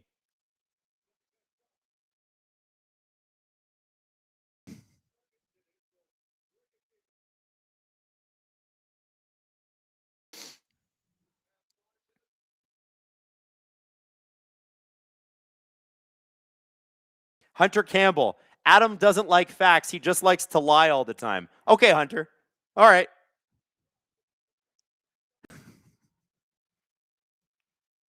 Unbelievable, dude. Cry about it. Fucking cry about it. It's garbage. 14:22 left in the second period. Boy, this is frustrating. It's not even the Ducks that I'm mad at, right? Although Gudis did turtle and then tried to come back at Pezzetta like he's some sort of tough guy, which he's not. You know, this is an NHL problem. You'll let certain teams do this. Sometimes you'll let the Lightning do it unless they're playing the Panthers. You'll let the Panthers do it all the time. You let the 2010s Bruins do it to everybody. But a team like the Toronto Maple Leafs roll in and they want to be tough for one game because they're not a tough team. They're soft as hell. The Toronto Maple Leafs want to be tough for one game. They're like, you know what? Knock that shit off. We're tired of you. It's unbelievable. Unbelievable. Sloopins, have you ever seen Stripes get that aggressive in the face of Bennett or Tkachuk or any of the other rats to stop them from aggression? Of course not. Of course not, because those guys sign sticks for the refs for their kids in the offseason. That's why. Those guys are smart. They play the game. Leafs should learn that.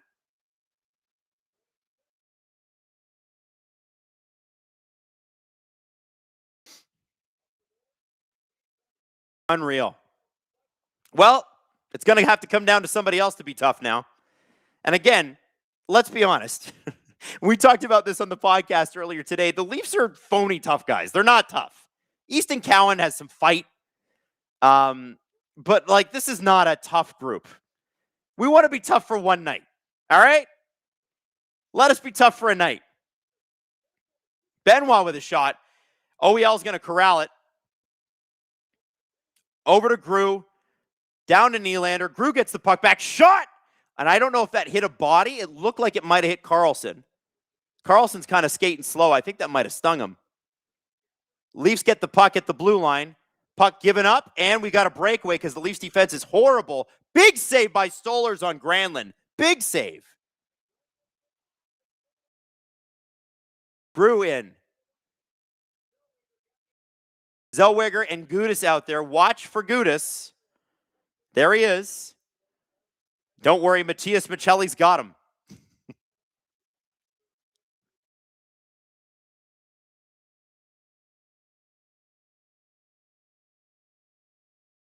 And apparently tonight, by the way, Macklin Celebrini already has 2 goals. That's .100 and .101. So I feel like there's a hat trick incoming there. What a season he's had. Crazy. Trying to drag the Ducks to the playoffs. Freak 811, I was looking forward to the Pizzetta fight too. Yeah, well, you know, George Peros decided to wake up and do his job for a day.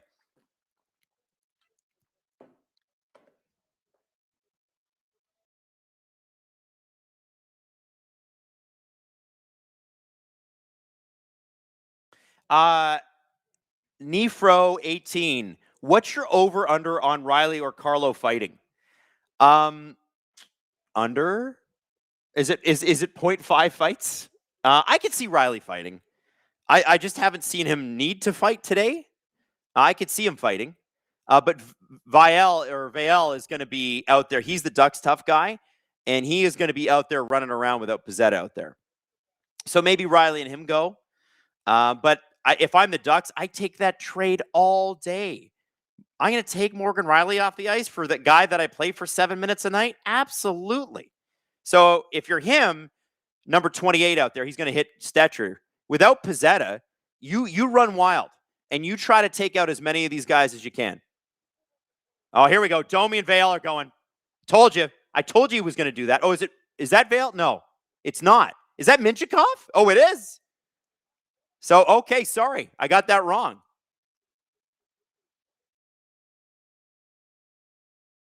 Well, at least Domi's tough. That's 2 fights for Max Domi tonight. Minchikov was the guy, by the way, that put his arm around Nylander after Nylander kind of ran into Ville Husso. Like, listen, he should have done that. But then Cowan went after Minchikov, and they both fell to the ice, and William Nylander's like, wow, they're fighting. I better skate away. Is Domi getting kicked out? Are you serious? Is that a game misconduct? Hold on, I got to hear this. They are not kicking Domi out.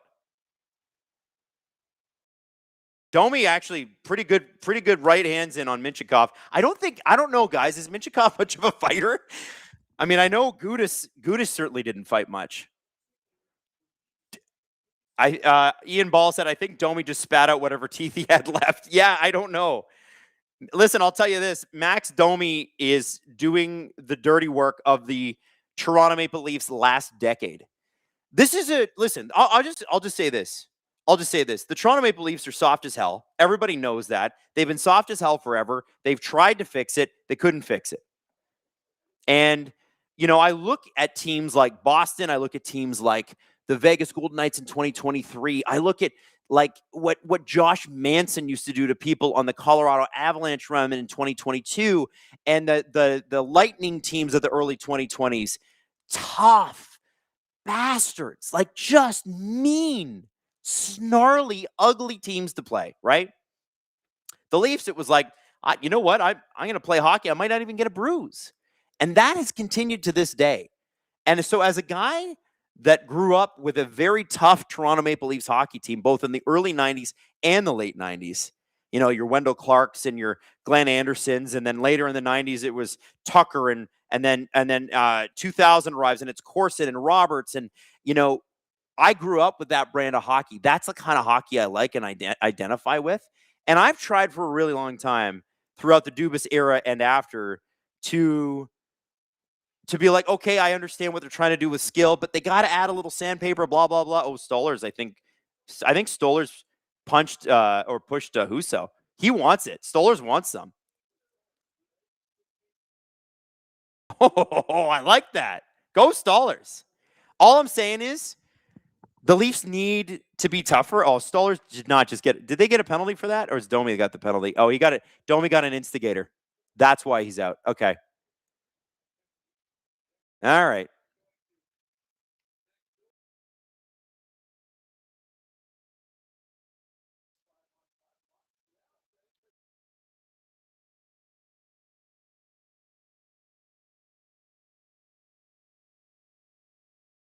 So they do have a power play. The Ducks have a power play.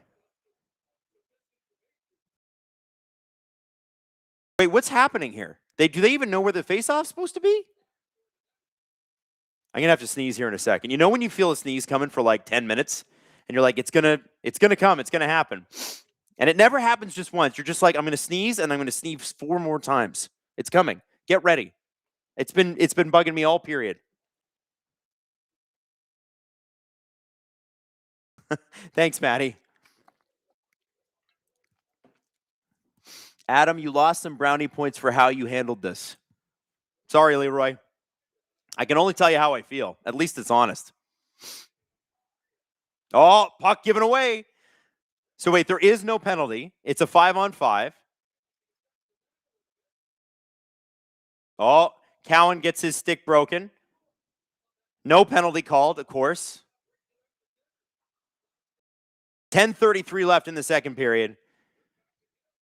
So is Domi on a? Do we find out, Maddie? Can you look at the box score? Is Domi on a game misconduct or is that a 10-minute? Go to check the box score on NHL.com. I just want to check because I didn't hear it on the broadcast.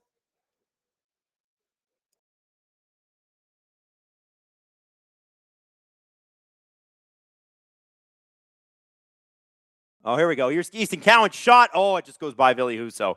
Conga 1993. McCabe went after Cutter and he went out injured. Domi got kicked out for saying something to the ref. Looks like he told the ref to F off. That happens like 40 times a game. I'm kind of surprised. Yeah. Oh.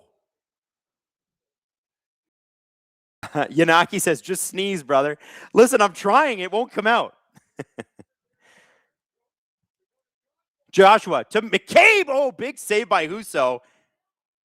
And now McCabe and Gudas are getting into it. And everybody on the ice is going for it. You saw this coming. Gudas and McCabe. Stetcher's going to try to pull Carlson off of Gudas. And the refs are going to break up that fight because the refs suck. They suck. Stetcher's got somebody pinned. Is that Carlson?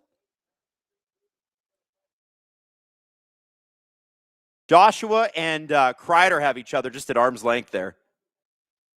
Oh, Auntie says 2 fights is an automatic ejection. Man, it's been so long since I've seen that I didn't know that. Gudas, I guess, doesn't want to fight again because that would be an auto ejection for him. That makes sense. That makes sense.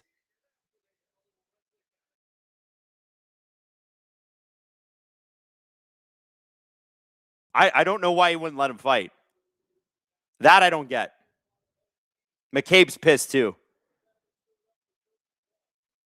This is what happens, guys, when you blow the Stars' knee out.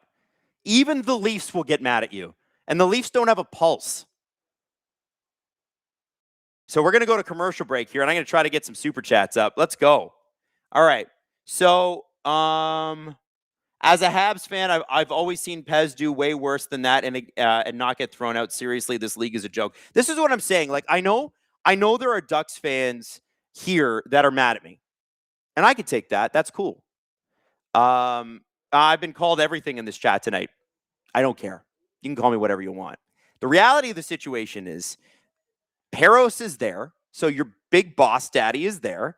And he has told you, you take control of this game. I'm telling you, if the Kachucks were playing, I'm telling you, if the Sam Bennett or Brad Marchand or Nikita Kucherov or any of these guys, this would not be happening. I'm telling you.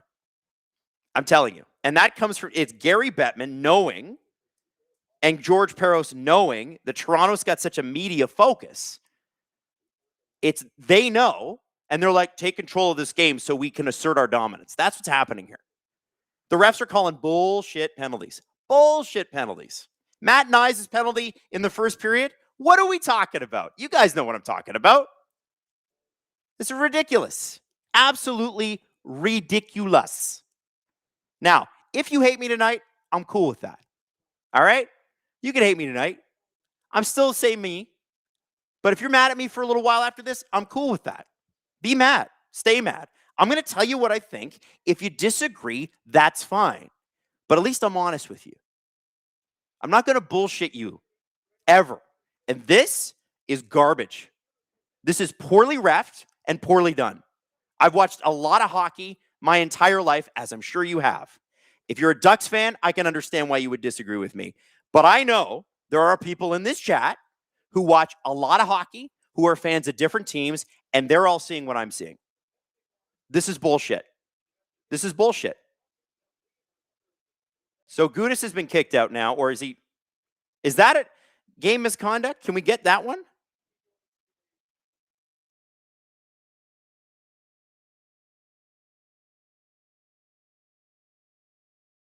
So Cutter Gauthier has returned to the game. Thank you, Robert Malloy, for sending that in. Gauthier back. And Domi isn't gone either.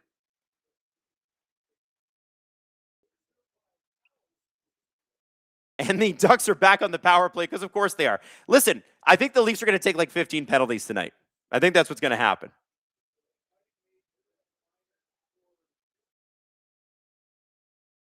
Listen, it happens to every team too. Every once in a while, something just egregious happens and you're out for blood and you're asking for it. Tonight, it's us. And listen, Ducks fans, you could be mad at me or you could go win the division and forget about me. It's sort of like Don Draper in the elevator. I hate you. And Don Draper looks at that guy and goes, I don't even think about you. You're going to the playoffs. We're not. Right? This is our one thing. It's our one game.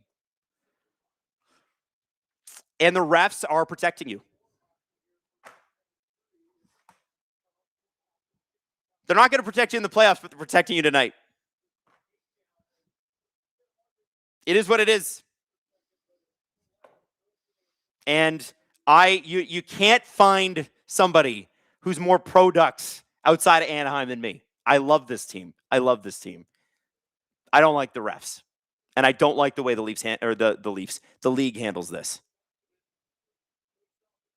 Tavares and Paling taking a face-off. We got a 4-on-4 now. Nylander to OEL shot, and that goes high and wide just past Husso's glove. Stetcher. OEL tries to get the puck in deep. Tavares back out to OEL. Gets the puck over to Stetcher. Stetcher dumps it into nobody in particular, and that's going to be John Carlson. I should mention there is a couple Carlsons on this team now. I keep forgetting when I say Carlson. I need to say which one. Carlson with a K or a C, and the one with a C just fired it past Anthony Stolarz, and that's a big goal for the Ducks. Let me tell you something. Anthony Stolarz should have had that. Anthony Stolarz should have had that. He saw that the whole way. That's not a good goal. I mean, it's a great goal for John Carlson. That stinks, dude. You want to push Ville Husso at center ice? You also got to make saves, dude. That's a bad, and also, listen, let's be honest, it's bad defensive coverage by the Toronto Maple Leafs who stink at defense. There's a reason Troy Stetcher broke his stick on that. We need a save, man. Mix in a save there. Mix in a save.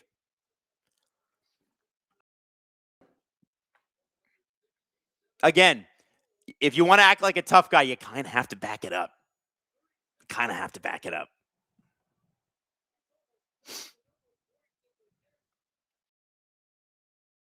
Henderson Galbraith says, weird time to bring up the Tampa as the second most penalized team in the league. I get that we're not loved, but acting like we're protected is funny.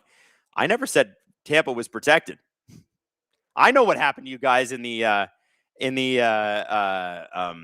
preseason. Remember, wasn't John Cooper fined like $25,000? Scott Sabrin suspended, all that stuff. Yeah, I remember. I'm just saying, in the early 2020s, you guys were a bastard-ass team and knew how to get away with it. That's the key, right? It is a game, and everything about the game is a game. The Bruins were masters at when they took a penalty on you, they would go punch you in the face too, just for good measure. So you would fight back, and then it would be you going to the box as well. It's all part of it, right? And I think the Leafs have been horrific at it. And you look at the way they're trying to fight back against the Ducks tonight. Like, if this were the Panthers, you know what would have happened tonight, right? The Leafs are not good at this. They're not. And to say otherwise would be lying. They're kind of trying to be good at it, but they're not. They stink at it. They're terrible at it. There's some guys in there mixing it up. You know what I'm saying, right?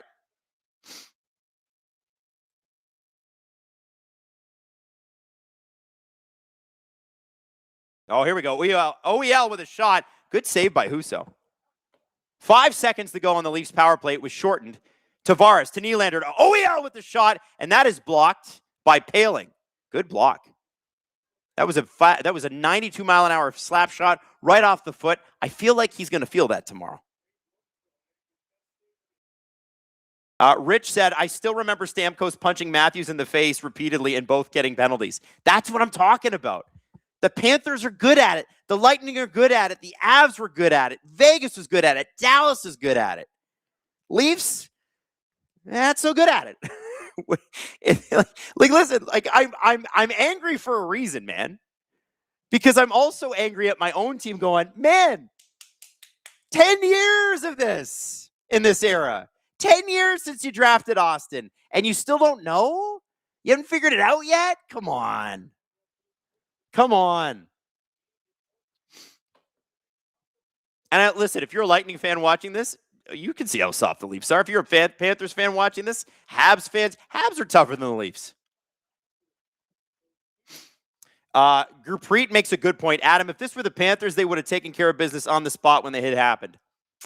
Bingo. And that's how you can tell the Leafs are pretenders. Here we go. Joshua out front. Grew gets hooked down, and the Leafs are actually going to get a penalty to go their way for once. Ducks going back to the box. Most of the penalties have been the Leafs kind of roughing up the Ducks after the whistle. Shot by Nylander. Joshua's going to get a rebound here. Husso in position the whole time. And Benoit. Oh, don't take a penalty here. Well, maybe you could. Do we care about winning, or do we care about tanking? Wes Richard dropping 5 SDPN memberships. Let's go, baby. Let's go. All right.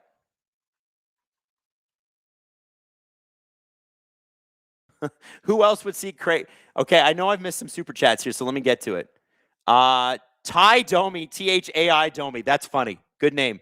Cats fan on Adam's side here, even if our stray is undeserved. Oh, come on. Come on. Freak 811. Who else would pay to see Berube fight Peros? You know what? I feel like that could have been a banger back in the day, but now, I mean, they're two guys in suits. I prefer they just keep it to the courtroom. Rennie says, I say Berube should take the fine. He's probably out the door anyway. Yeah, I suppose. Mike Schmidt just heard the news about Tree. Is there a succession plan? The succession plan is, for anybody that doesn't know, the Leafs are going to go with Berube till the end of the season. He's not the interim GM. I don't even know if they've named an interim GM yet. And the new general manager will make a decision on the coaching. And I apparently Fried said at intermission that, or not intermission, pregame, that Treliving just went to management and said, listen, guys, if you're going to fire me, just do it. Like, let's not waste time. So they did. Jay Sizzles, 2 fights, 2 majors equals 1 ejection. Freak 811, Max coming out thinking he's Ty. Conga 1993, McCabe went after Cutter. Yeah, I did read that one. DeJong Jake said Berube needs to blow a gasket now, tossing Pizzetta for yelling, and now Domi is such baby crap. Show a spine, Craig. Show you care. Oh, the refs are okay. Ceci Roth. The closest thing we had to the old Leafs in 2013 was Orr, McLaren, Kadri, Franzen, Phaneuf, and MacArthur. And that team kind of sucked. I'm not going to lie. Henderson Galbraith, Grease Radko, you only get 5 games. That's the thing. I don't want to injure Radko Gudas. I just want them to fight and then be done with it.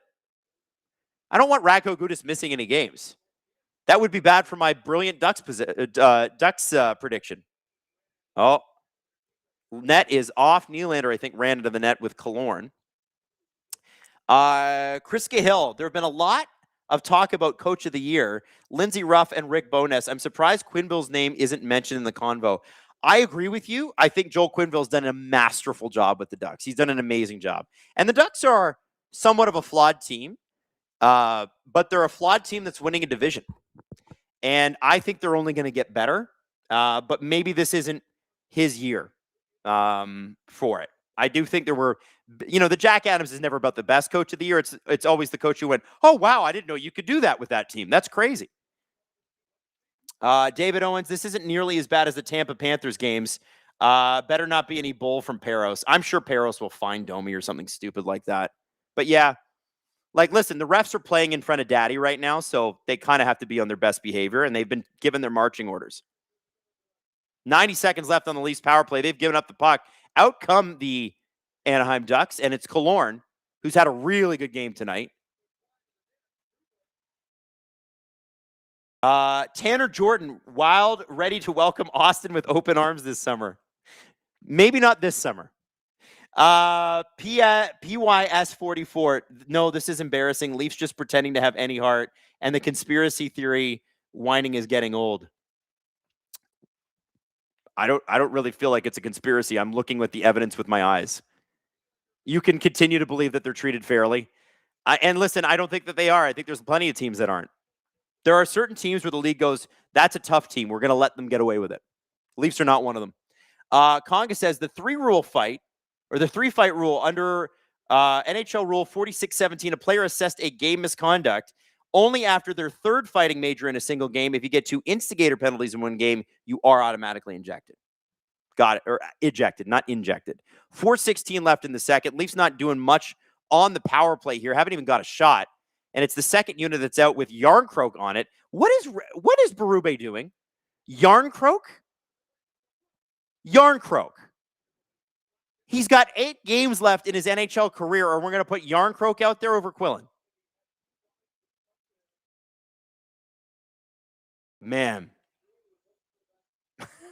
See, this is the thing. Like, Leaf fans are angry in all directions. We're mad at the Ducks, and we're mad at ourselves, and we're mad at management, and we're mad at the coach. Like, it's just,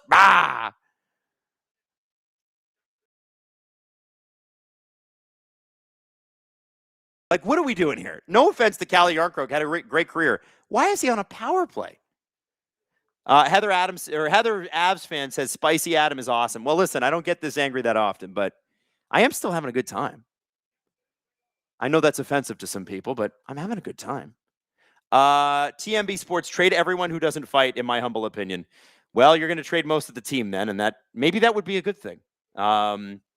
Okay, we got Habs. Quinchin says Habs in 4 games. I'm not sure which 4 games, but sure.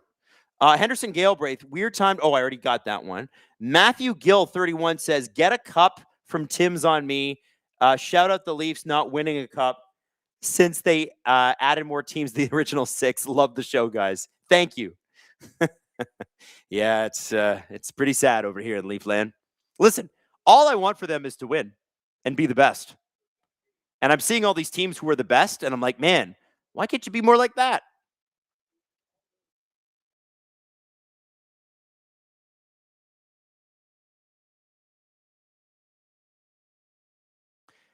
Koki Doki says, I know if the Leafs don't got me, Ernie Clement got me. Amen. I think Ernie Clement might be more popular than the entire Toronto Maple Leafs brand in Toronto right now. Like, I think he's more beloved. I'm not even kidding. I don't think the Leafs are a very likable team. I can tell you the rest of the league doesn't like them. But Leaf fans, not a big fan. Oh, wow. By the way, at intermission, we are going to play Steve Dangle's video on the firing of Brad Treliving. So you're going to get his thoughts. And obviously, we have an SDP tomorrow to talk about Brad Treliving's firing as well. So it's going to be a big show. And we're going to be right here with you until the end of this game, which should end around 12:30, 1 o'clock Eastern Standard Time. Gurpreet, Adam, if this were the Panthers, they would have taken care of business. I got that one. St. Louis to the max. Blues fan, the anti-Leafs bias is wild. Calling it, there will be multi-game suspensions for multiple Leafs for this. Odds that they get more than Gudis. Yeah, I don't know. I don't think there'll be any suspensions from this game. Not yet. I haven't seen anything. I would be, put it this way. If there's like a $2,500 fine, who cares? But I don't think there'll be anything more than that. Cowan.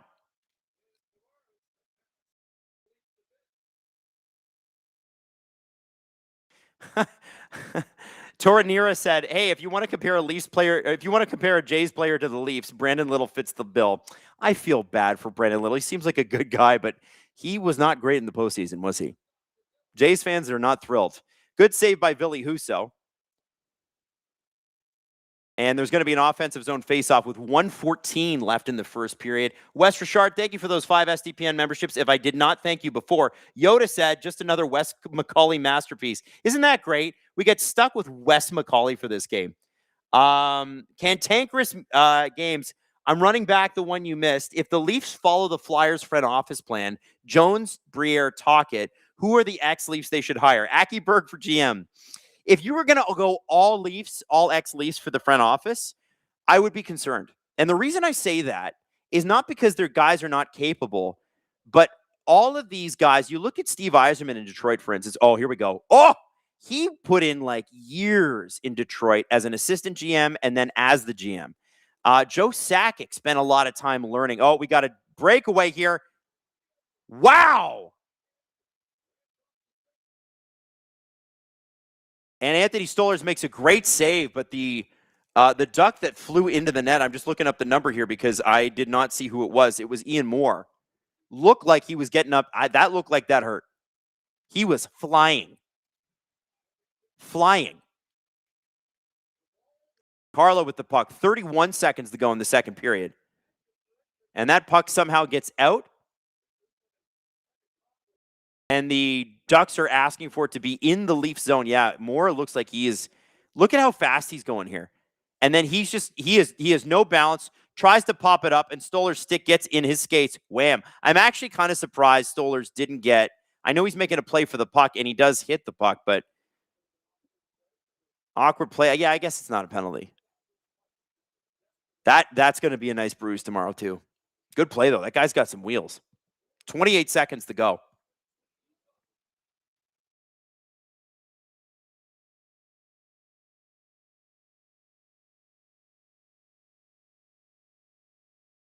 Robertson gets the puck by. Here we go. Robertson and Yarncroke. Ooh, a murderer's row. Watch out.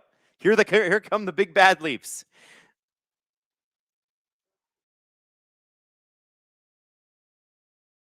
At least they're skating tonight, you can say that, but they are overmatched by the skill of this Ducks team. And that does it for the second period. Let me finish off these super chats. So cantankerous games. Thank you for your super chat. The problem I would have with all Leafs in the front office right now is that none of them have put any time into running a front office. Like Doug Gilmour ran the Kingston Frontenacs for a while, but it'd be great if Matt Sundin, for instance, could be a part of the Leafs front office for a few years and then take over as like a president. But he lives in Sweden and he's raising his kids, right? Like he had kids a little bit later in life. I think they're just all in like their late preteens, early teens. So like, it's not like he could just leave, or he's got to bring his entire family over, which is pretty disruptive to kids at that age. I'm trying to think. Like Ron Hainsey is part of the NHLPA. It's not a lot of great options. A lot of Leaf players just never went into management. I always wonder about a guy like Gary Roberts is in fitness. There's a guy, if maybe not as a coach or a GM, but I would hire Gary Roberts' company to do the Leafs fitness. Why not? The guy, I don't know if you guys have seen Gary Roberts lately. He still has a six-pack. Like, he's in crazy good shape. I'd love to have Gary Roberts and his crazy-ass attitude. Gary Roberts is a scary man. Scary Gary. I would love to have him around young Leafs guys just to show him what a little bit of unhinged looks like. Gary Roberts was my favorite player growing up. I loved him. I loved him in Carolina. I loved him in Calgary. And then he became a Leaf, and I was like, oh, my God, I've finally gone to heaven. This is amazing. Tucker, I would hire Darcy Tucker as like a motivational speaker. We've told this story before, but we were once on a plane with Darcy Tucker, and it was after an awful Leafs road power or playoff game against Boston. And he said, I just want to take these kids aside and say, like, you only have so many opportunities at this. You can't be putting in efforts like that. You only get so many of these. And he's like, I don't think they know that. And that was 2017. 2018, actually. 2018. Tucker knew then. Darcy knew. Sloopin says, I want Gudas to look like McAvoy. Luke Vela, I want to finish Radko's career, not going to lie. See, I don't want any of that. Maybe a few bruises and stuff. Fight it out and then let it go. That's what I want. Toranira, I already got to that one. Conga, Ducks fan from Europe. Would you recommend going to California to watch the Ducks or get acquainted with OEL next season in Toronto? I would absolutely recommend going to California to see a hockey game. I have never been to Orange County to see a game, but I have been to NorCal, and it's awesome. And I have been outside where the Kings play at LA Live, which is also awesome. So definitely go to California. Leafs. Now let's go to Steve Dangle's clip. This is about the firing of Brad Treliving, which happened 3 hours ago. Here's what Steve had to say. The Toronto Maple Leafs did something. I was in the middle of a workout. That's not even the surprising part. When I found out the surprising news that the Toronto Maple Leafs fired Brad Treliving. You're going to get as close to a one-taker as I can muster because the Leafs play a game tonight. In fact, less than an hour when I'm shooting this, which begs the question, why? Why do you fire a general manager at the beginning of a long road trip? You're all the way in California. This is the California road trip. Why do you fire your GM 90 minutes before puck drop, before a game where retribution is on the table? Radko Gudas should not be playing in this game, but he is playing in this game to answer for what he did to Austin Matthews, and we're still, at the time I'm shooting this, at least 45 minutes away from finding out how that is going to go. Why do you make that decision? To send a message throughout the organization. That incident, when Anaheim visited Toronto, is what finished off this iteration of the Leafs. It has to be, right? There were bad games since then, but that game, which they won, by the way, in a comeback, a thrilling comeback, was the final nail in the coffin of the Brad Treliving era Leafs. Here's the statement that the Leafs put out. Maple Leaf Sports and Entertainment announced Monday the organization's decision to part ways with Toronto Maple Leafs general manager Brad Treliving. Throughout the course of this season, there has been deep analysis into both the current state of the Maple Leafs organization and the direction needed to achieve the ultimate goal of delivering a Stanley Cup championship to the city, said MLSE President and CEO Keith Pelly. Brad Treliving is a man that we all have deep respect and appreciation for, both as a hockey executive and as a person. But it was determined that the club must chart a new course under different leadership. The organization is grateful for all that Brad has contributed in his nearly 3 years with the Maple Leafs, and we wish him and his family the very best. Brad Treliving was named the general manager of the Maple Leafs in May 2023, and the club has compiled a 139, 92, and 27 record, which includes a playoff record of 10-10 with a first-round series win over the Ottawa Senators during that span. That thing about Brad Treliving being a respected hockey executive and a respected person, I told my story once before, I'll tell it again. I had never met Brad Treliving. I have still never met Brad Treliving. This past August, my dog Iggy, the victory puppy, is represented on this wall many times. He's been in my videos for many years. My dog passed away, and I was devastated by that. And if you've lost a dog, then you understand what that's like. And I've had the misfortune and I guess privilege of losing two. You got to have two to lose them. Brad, one day I just get a text from an Alberta number I don't recognize, identifying themselves as Brad Treliving, and he offered me condolences on the passing of my dog. He doesn't know me. I've never met him. He didn't have to do that. I'm not even 100% sure where he got my number. He went out of his way to do that act of kindness, and that's something I'll never forget. Now, over the course of this season, you might have noticed quite a few criticisms of Brad Treliving coming from my direction, and well, just because a person did a nice thing for you, or in the Leafs case, in Keith Pelly's case, just because you think this guy is a nice person, at the end of the day, you have to do what you think is best for the team. And I was calling for what I thought was best for the team, and that is new leadership, and that's also the breaking of a cycle that goes so far beyond Brad Treliving. We knew when Brad Treliving was hired, Sheldon Keefe was going to get fired. We knew it. There was all that talk about they had a meeting, there was like 18 hours or something insane, and then what happened? Well, the Leafs were pretty good. They were pretty good. And then they went to the playoffs, and they go down 3-1 against Boston, and they do what they always do, and they force a game 7 and they're up in that game 7 and they blow that game 7 and they lose another first round exit. So they fired Sheldon Keefe, like we all knew was going to happen. We all knew that was going to happen. Brendan Shanahan. That was the time to fire Brendan Shanahan. But Keith Pelly joins up. And he goes, you know what? We're going to do another year-long death march. We're just going to see how this goes for a year. And people talk about, well, they went to the second round and they took the Florida Panthers to game 7. Didn't help. They fired him anyway. The Leafs have a horrible problem that goes way beyond Brad Treliving of waiting too long to do the inevitable. Before that, and this problem predates Brad Treliving, the Leafs lose in 2023, again, to Florida, okay?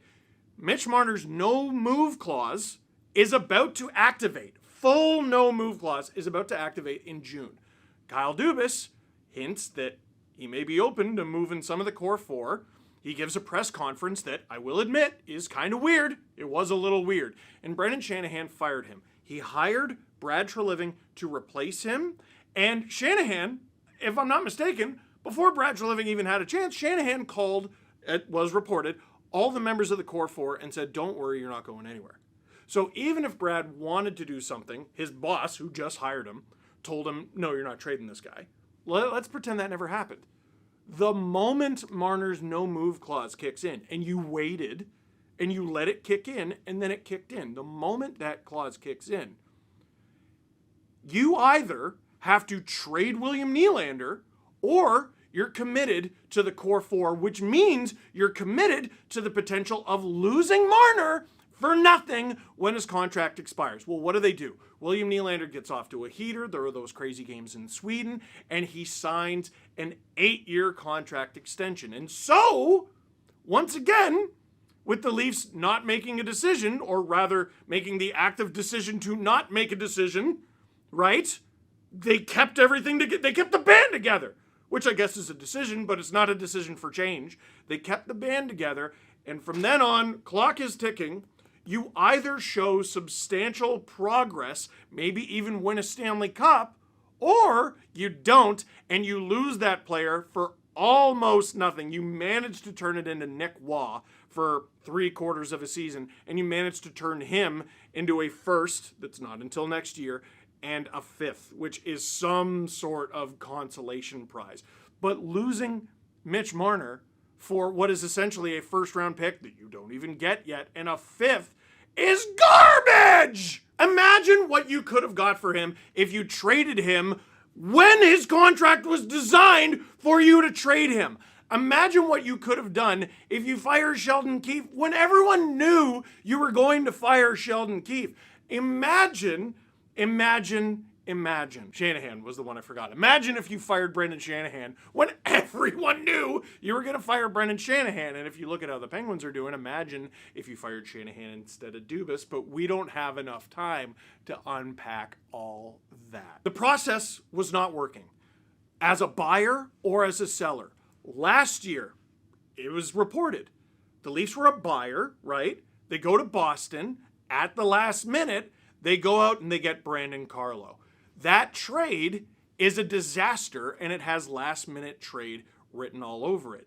They give up a first-round pick. It's only top 5 protected. It is very likely the Leafs give the Boston Bruins, who are back in the playoff picture, a pick somewhere between pick 6 and 10, unless the Leafs pull off a miracle and get into the lottery. That's a disaster. On top of that, you lose a player in Fraser Minton, who could have been very useful for you and is very useful for them. That last-minute deal, as a buyer, forced you to make concessions that no logical team would make, but you did it anyway, and it's costing you.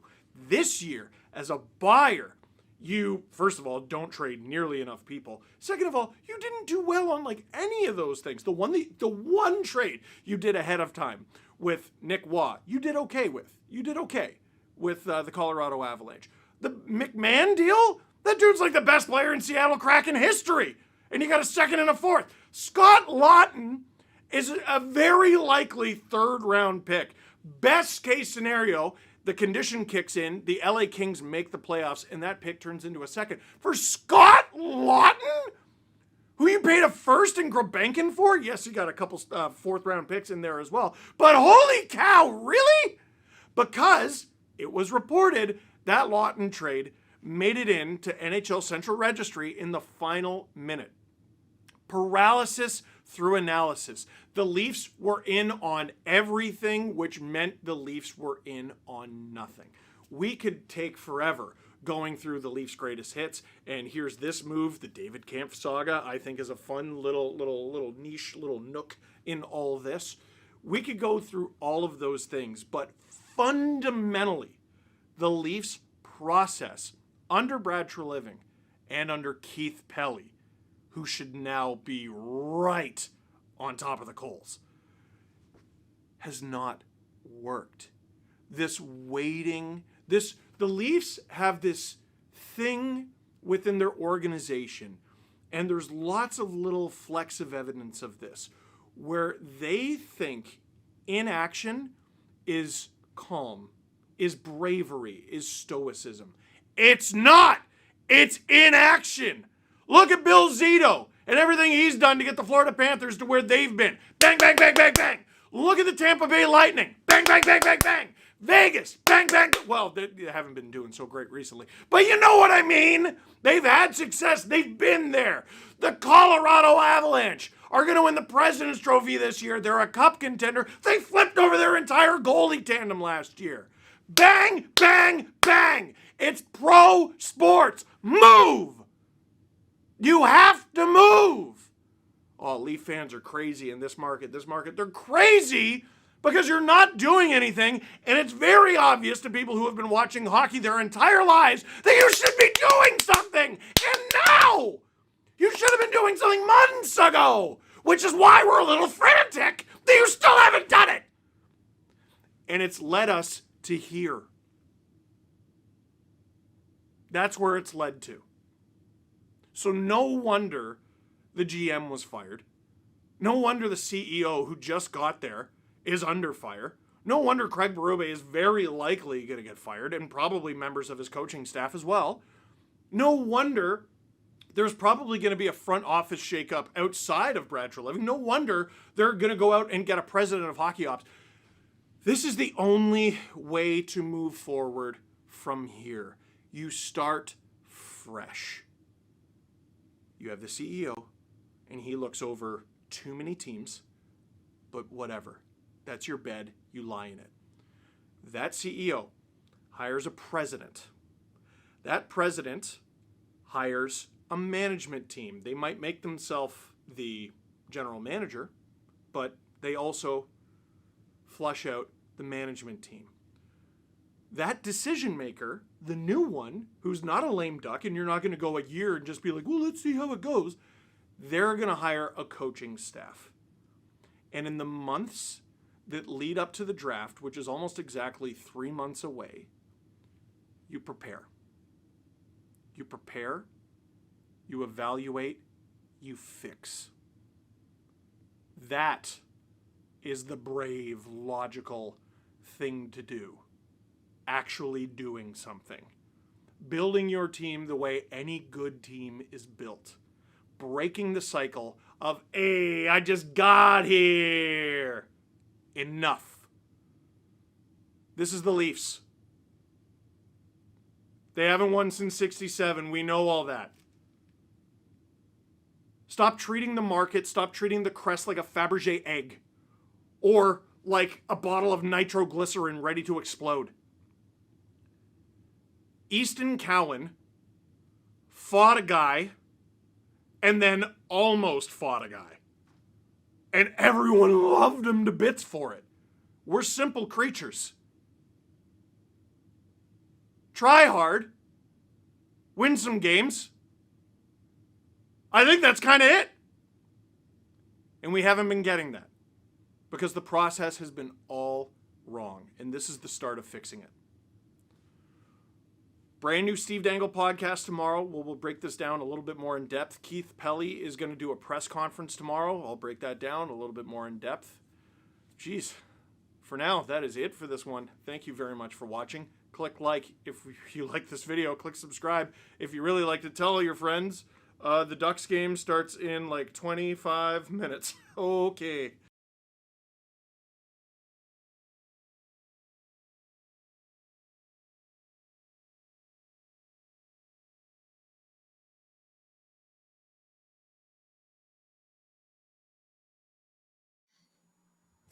Well, I see that we're chatting about pizza in the stream. Let me tell you a story about pizza. I got Maker Pizza, which is the Matty Matheson pizza here in Toronto. Matty Matheson, very famous chef. He's got some shows on Netflix. He's also on The Bear. And Matty's got a big personality, and damn, he makes good pie. And so we ordered some last week, my wife and I, because we were hungry. Now, his pizzas are very stupidly, outrageously expensive. And so it's a real treat when we do it. And I didn't eat my whole pizza, so I put it in the refrigerator, and I put my wife's in the refrigerator. And we put them in separate bags because my wife does not eat cheese. I know. I don't get it either. Anyway, I have this beautiful pepperoni pizza waiting for me, and tonight I was going to eat that pepperoni pizza. And I say was because I opened the freezer where the pizza is stored, and I pull it out, and it's my wife's non-cheese pizza sitting there.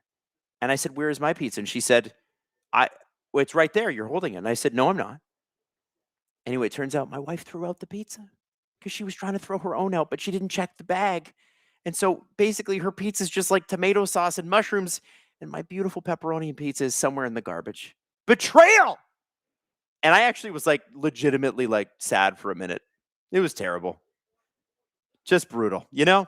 Anyway, I will also say this for my pizza place, and this is going to be very divisive. I effing love Domino's. Domino's or Pizza Hut, elite. If you're going cheap and easy, Domino's. Oh no, Leo Carlson's down. And he had an injury earlier this season. Oh no. That doesn't look good. Gauthier and Carlson going down in this game, but I don't know. A lot of people asking for divorce in the chat. I know, it's crazy, right? Okay, so what happened with Leo? So it looks like Leo Carlson gets tied up with Troy Terry there. Just a normal play. Look, Troy Terry and William Nylander, I think. And it just kind of twists his ankle. Hopefully that's all it is. Oh, no. That sucks. Everybody's like, damn, sorry about the divorce. Oh, my God. Oh, I feel bad for Leo Carlson. Man, he's had such a great year when he's been healthy.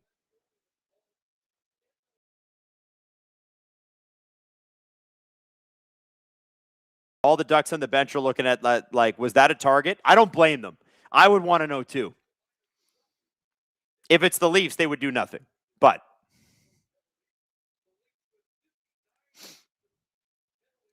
nice. Brings the puck in. Leafs are going to try, I think, in this third period to try to actually tie this game up. I don't know if they're going to be able to do it, but I think they're going to try. Because I think Berube's probably like, okay, guys, we got a couple of guys kicked out of the game. We got a shortened bench.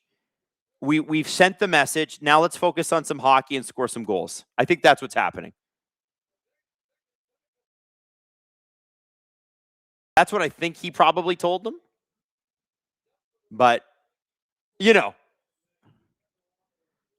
the Cutter Gauthier one too. I was looking at some of the clips on Twitter, and I don't know how it seems like it was a routine play. Like it didn't seem like he wasn't run.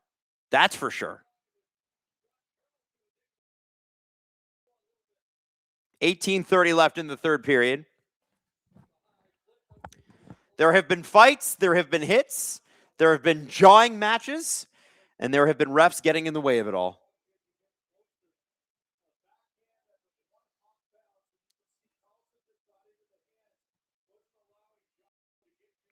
Luke Vella, Adam's wife, waivers, pizza abuse plus high sticking. Fair. High sticking and history. I think she was just trying to be efficient with the with what was in our freezer because we don't have a big freezer. We got a condo, right? So she was probably like, oh, well, I'm not going to eat my pizza, so I'll just throw it out. but she didn't look in the bag. Ah! So I had ground chicken instead. I'm sad.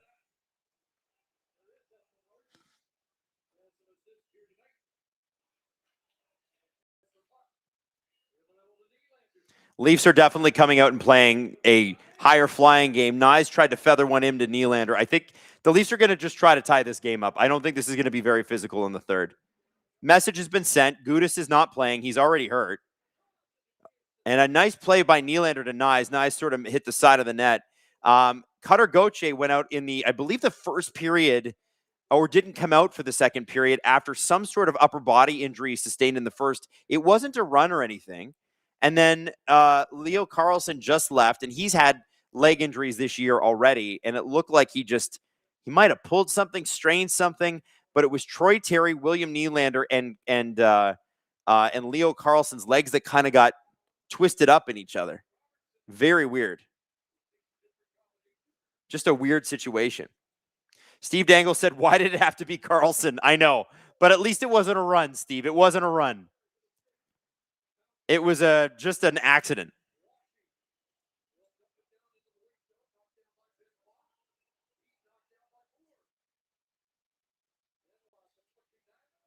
John Tavares bringing the puck out. 16:51 left in the third. Leafs are trying to get as many shots on Ville Husso as they possibly can. I can't remember. Was Ville Husso one of Berube's guys in St. Louis? I'm pretty sure he was. He played behind Binnington in St. Louis when Berube was coach, right? Jimmy says Ducks are going to get destroyed without Carlsson. They aren't good enough without him. The wobble that they had this year was when he wasn't playing. I think he got injured. Was it December 15th?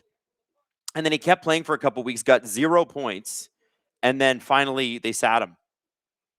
And I think, he missed the Olympics too. I think Sweden would have been a lot better off with Leo Carlsson on that team, but their coach was so bad, I'm not sure he ever would have got any ice time. Dan Patrick, Leafs team should all get thrown out of the game and say, screw the Ducks, screw Ducks fans. Listen, I think they've sent their message. I think that's what's happened here. I think they're just going to play hockey the rest of the time. Sedin Magic 15 says, so when does Doug Armstrong start? Honestly, I think Doug Armstrong will be the Leafs general manager in the next 2 weeks. President GM. That's what I think.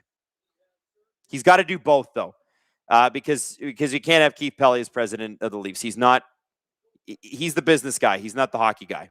And that's okay. Nothing wrong with that. But it's tough when you try to cross those. Oh, a little bit of pushing and shoving. Other Carlsson, this one being older John Carlsson. Grew and Carlsson just grabbing each other. Just taking each other for a nice, sweet dance.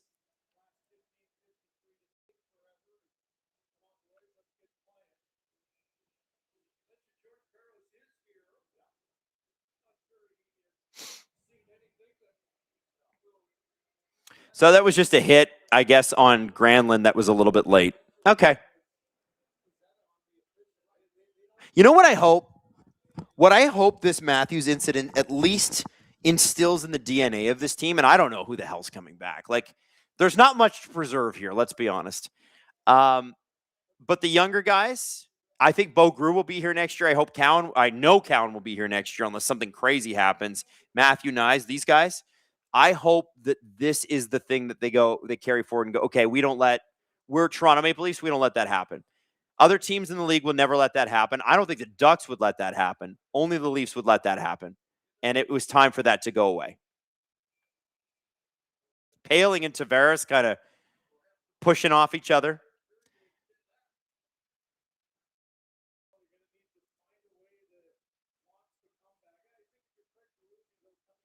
Christian said Carlo is tickling Seneca.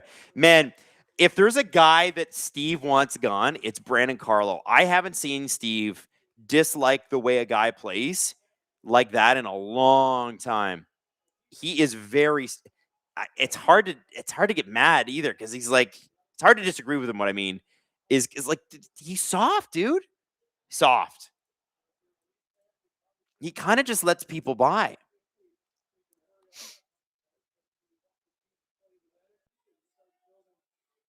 Everybody's Carlo is the double agent. I know. It feels like that, doesn't it?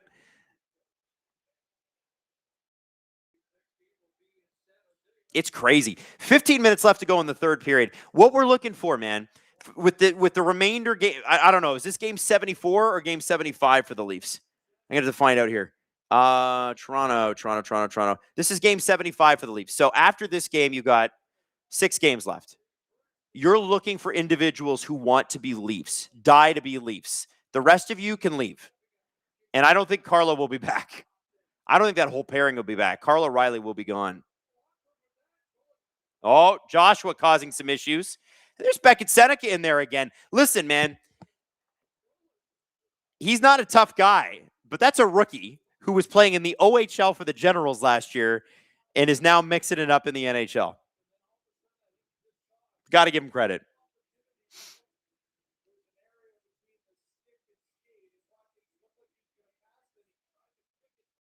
Dan Patrick says, with luck, Matthews, Nylander, Carlo O'Reilly gone. Dan, Matthews will be here.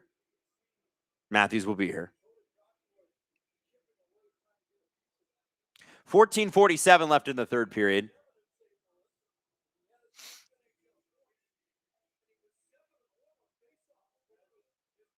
Silent Rob said, I went down an unfortunate rabbit hole, and why are AI podcasts a thing? How did we get here? I want to go home. Well, they're going to try to apply it to everything. They tried applying it to art, and they've shut down that Sora app. There are legitimate uses for AI, my friend, but art is not one of them. 14:30 left. Leafs trying to get some offense going in this third period. You can tell Berube is like, listen, let's all calm down. We've had our rah. Now, try to tie this game up and try to take these 2 points from these guys, because that'll be the thing that really hurts them. I don't know if the Leafs are capable.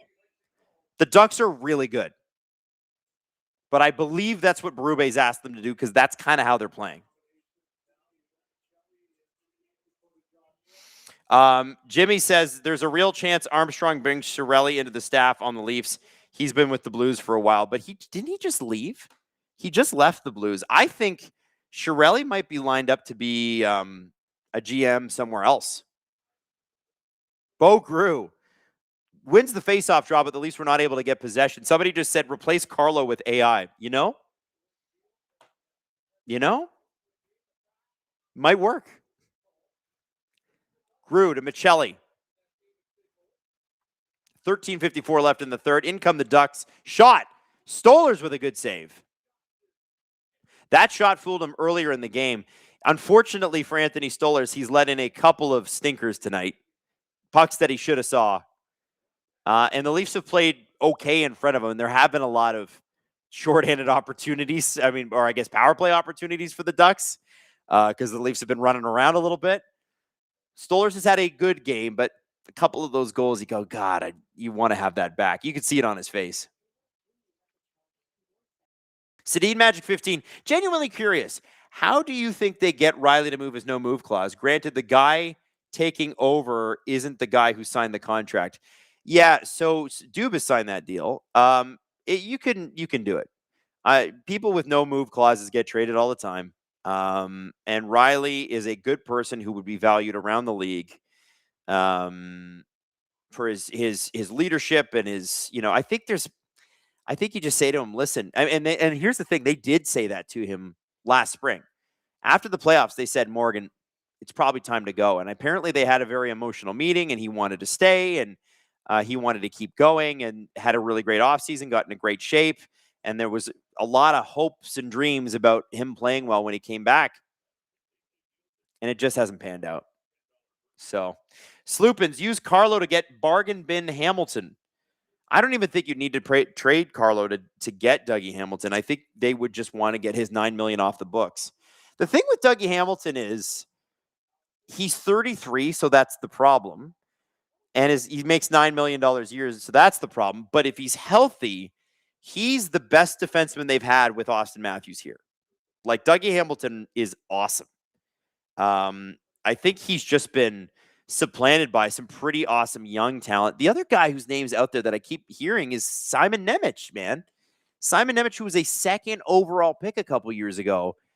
I wouldn't be shocked if the Leafs went sniffing around for him. That's the guy I would want. And you'd have to give up like a Matthew Nyes for that. But respectfully, I would take that risk. Nyes is special, though. It'd be really tough to lose him. Girthy Bettman, super late, but Domino's pizza crust is goated. I love Domino's. The stuffed crust is even more goated than that. True.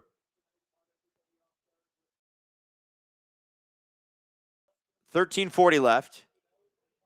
Ducks up 3-1 on the Leafs. I think the Leafs have. I'm going to look at the box score here. I'm pretty sure the Leafs have taken 8 penalties, and the Ducks just took another one. Looks like it's going to be Paling. High sticking on Jake McCabe, I think. The penalties are 1, 2, 3, 4, 5, 6, 7, 8, 9, 10, 11, 12 for the Leafs so far. 12 penalties for the Leafs so far. That includes a couple fighting majors. Tavares wins the face-off draw. This will be their 4th legitimate power play. Nice. Download a Nylander. Nylander to OEL. At least looking to get back in this game. The Ducks have done a great job defending in this period. Leafs are actually trying to play hockey for the first time. And Tavares is able to redirect OEL, but it is high and wide. 1:40 left on the power play. Sloopins. McCabe, Hamilton, Ferraro, Tanev, Benoit, Villeneuve. Listen, I'm pumped. Madison says, how dare you suggest a Riley Nemec trade? Shame on you. I didn't. I suggested a nice Nemec trade. I've been suggesting that for weeks.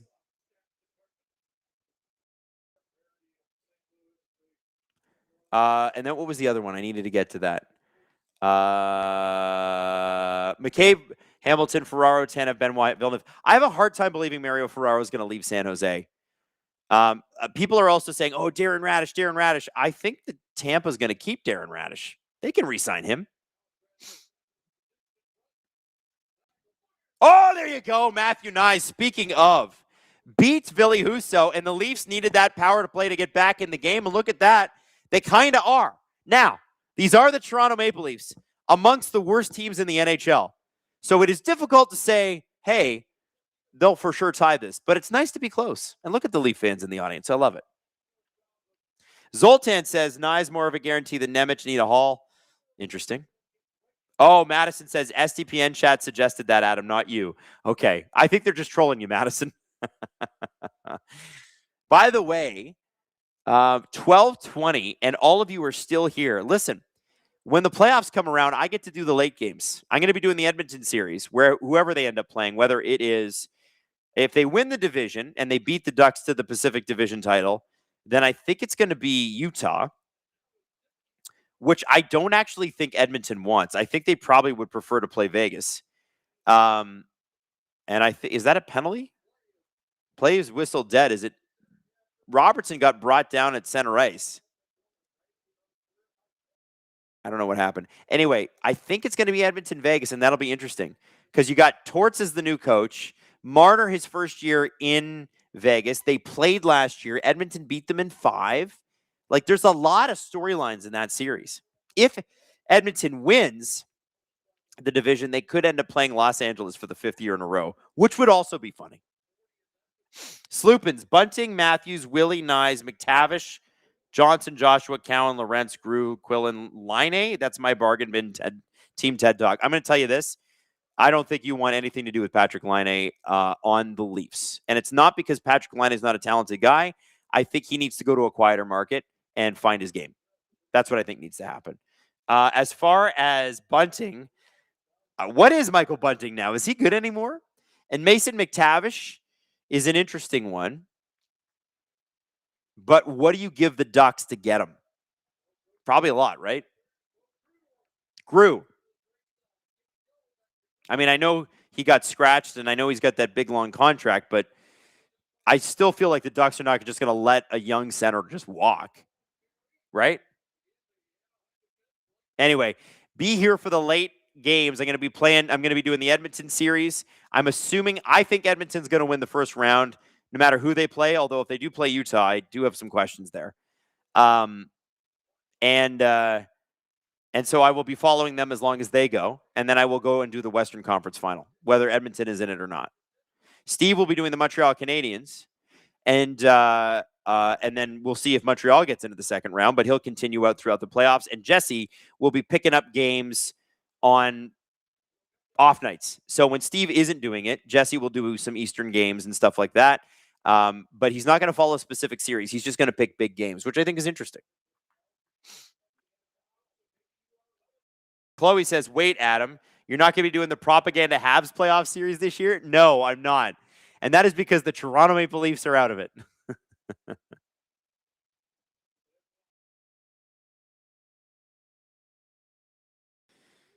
Jello, it's me. Adam, Oilers versus Kings would not be fun. Not at all. It would be over quick, at least. The Kings feel like, to me, a team that sort of missed their window. And I think they're kind of getting older and slower. Oh, Carlson's back out. That's good. That's good.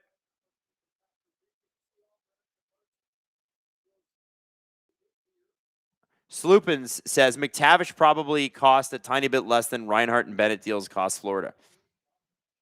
Wouldn't it be nice if you turned into that? Josh Halliburton, your streams are worth losing sleep for, Adam. I love these streams. Thank you, Josh. Love having you here. Love having you all here. We're all here late. And by the way, April and May, baby, it's going to be us, and we're going to be on the late night. Cowan with a shot. Great opportunity for Cowan there, but he shoots it a little bit high. It goes right into the face of the duck on the logo. Rennie says Bunting is 14 goals, 19 assists, 33 points, and a minus 24. I don't even know.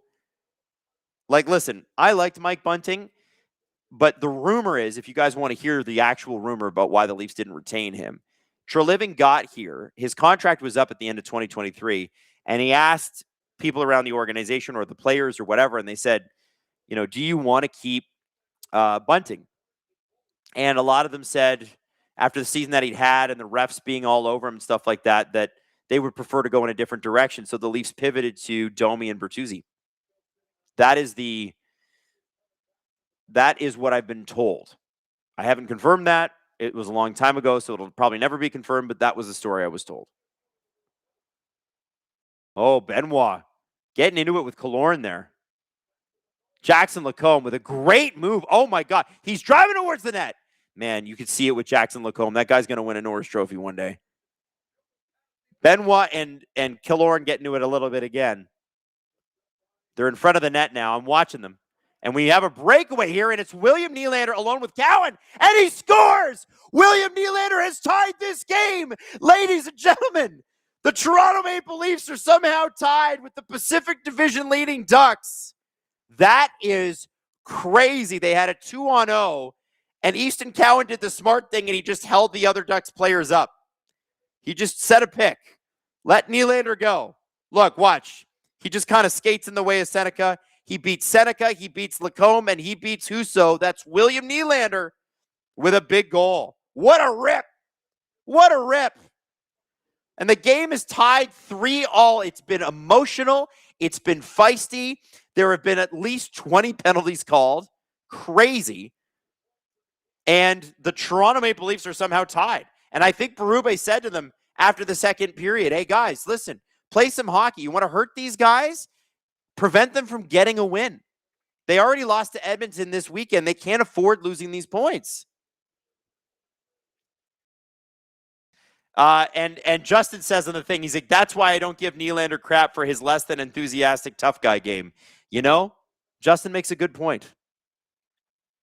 Jeffy says, remember the 2-minute 5-on-3 in the first? I do remember. I remember. Pepperidge Farm remembers. And the Leafs killed that 5-on-3. Damn. Also, yeah, if you could throw the stream some likes, that'd be cool. Appreciate y'all. Sloop in 982. How elite would Willie be if he could line change? Well, Willie giveth and Willie taketh away. Although he has been talking more since he became an assistant captain, and I kind of like that. Canada Matt said, okay, maybe there is a puck now. Well, for the third period, there is. Now, I will say this. Leafs don't exactly want to win this game. Here comes Paling and a big save by Anthony Stolarz. And then And then he gets slashed, and Brandon Carlo does nothing about it.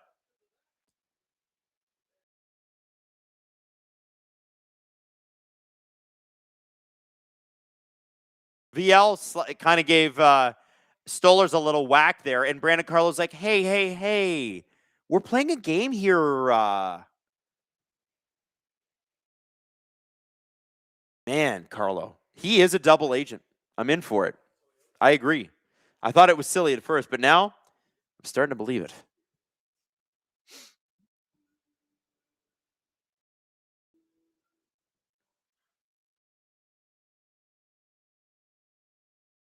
Okay. Well, I don't know what kind of outcome I want. I'm going to look at the league standings right now. Shall we do this together? As of it is March 31st, by the way. But right now, the Toronto Maple Leafs are 24th in the league. But points percentage-wise, it'd be different. They're closer to the bottom. It's not that different.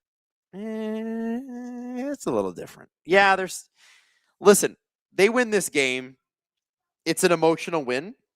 Does it help them long term? Let's be honest. You and I know that's not the case. It's better for the Ducks to win. It's better for the Leafs to lose. It just is. But you know what? Sometimes you need an emotional win because you got to feel good about yourself too. Sloopin says Carlo is one bad hit away from being Nolan Patrick. Well, I hope that's not the case. Robert Malloy said Blues tied it, Adam. So if the Blues lose, so if we lose and the Blues win, the tank continues. Let's go. We need the Blues to pass us. Hole in the Day 38 says, what a game. Where's this Leafs team been all season? They gave up on the coach. That's why the coach can't stay. They gave up on Berube. They don't want this guy. They stopped playing for him. Right after the Olympics, they came back and they're like, yeah, you know what? You can go. Oh, Nylander almost had one right there. Puck skirted into Ville Husso, and Nylander tried to dig it out. Husso was able to get a pad on it, but the Leafs are getting an offensive zone faceoff here.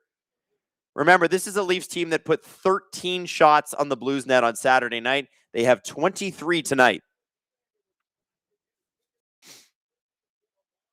Dan Patrick, SDPN, Adam missed one super chat about them having to lose, and yes, the Sharks tied it. What did I miss?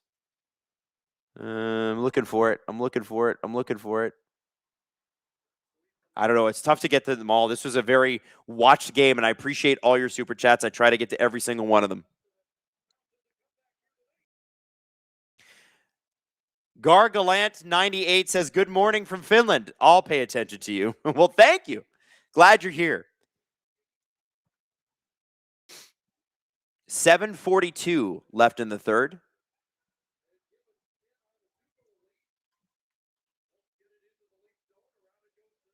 Leafs trying to win this game. I mean, they should try to win every game, but we know for a while that they probably weren't. And tonight, they look engaged. They look fired up. Here we go. Great play. Matthew Nyes tried to get that puck into Michelli, but it's just broken up by the Anaheim defense. They're playing tighter. Carlson is back out there and making great plays again. That's bad news if you're a Toronto Maple Leaf and you're trying to win. Oh, puck bounces in front. Riley tips the puck over. I'm not used to being up this late. Sorry for yawning.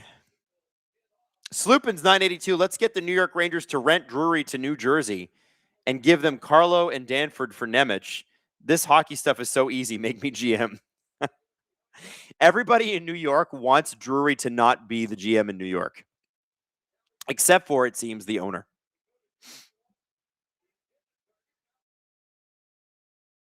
Joshua, back to OEL. OEL with a shot.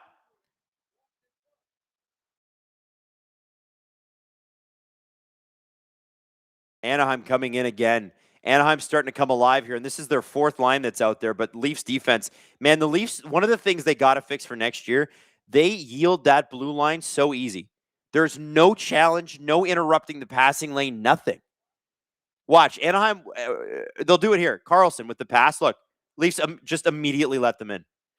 Okay, at least McCabe cut his man off there. I'll give him that. Willie up to McCabe. It goes off his skate. McCabe back to Willie. He's wide open, gains the zone.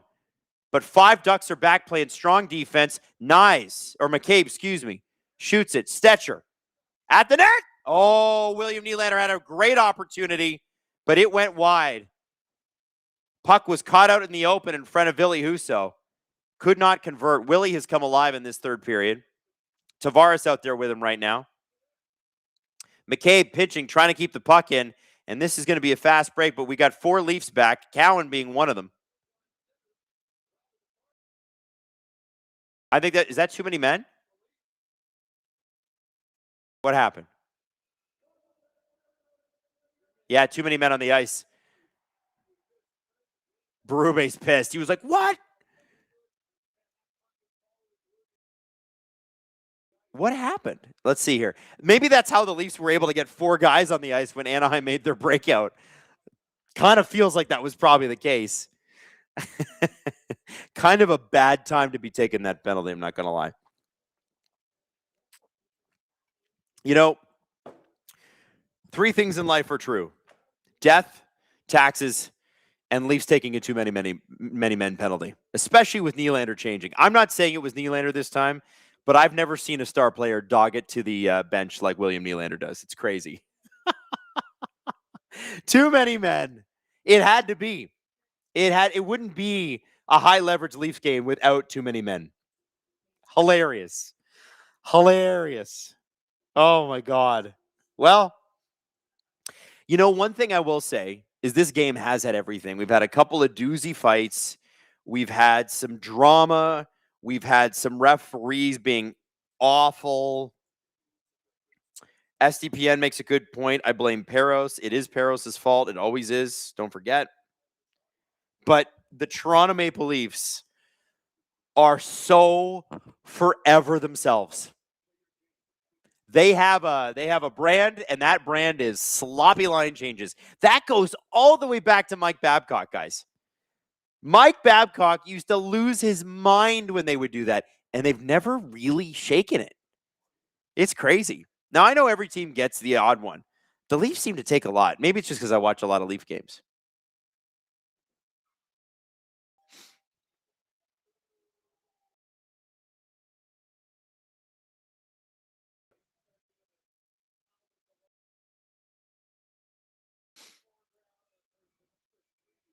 So who comes off here? It's Nylander skating to the net, and Nyes and Robertson go on. Why would they do that? They are absolutely, Nyes and Robertson just not paying attention to each other. I would put that more on Nyes, though. This will be Anaheim's 6th power play of the night. Leafs have taken a lot of penalties.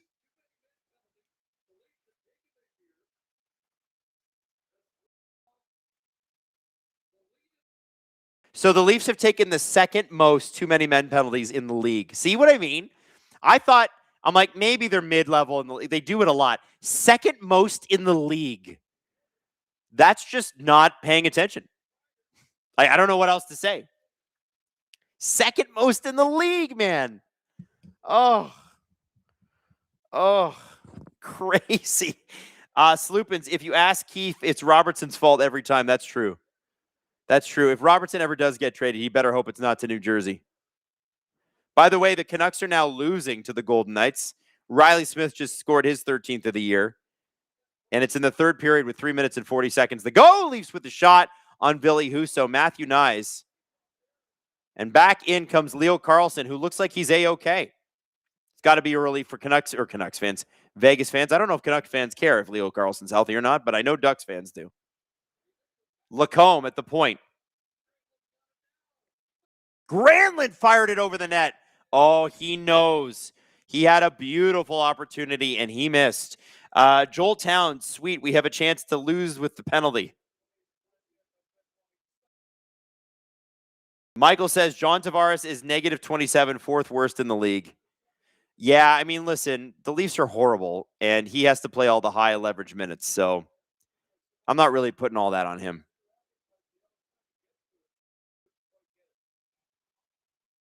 Lacombe. Shot in. Puck goes wide. Carlo gets it. Has his shot interrupted.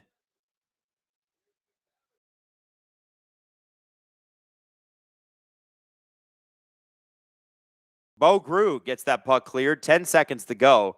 Ducks are not able to take advantage. Yo, straight up. Are we going to overtime?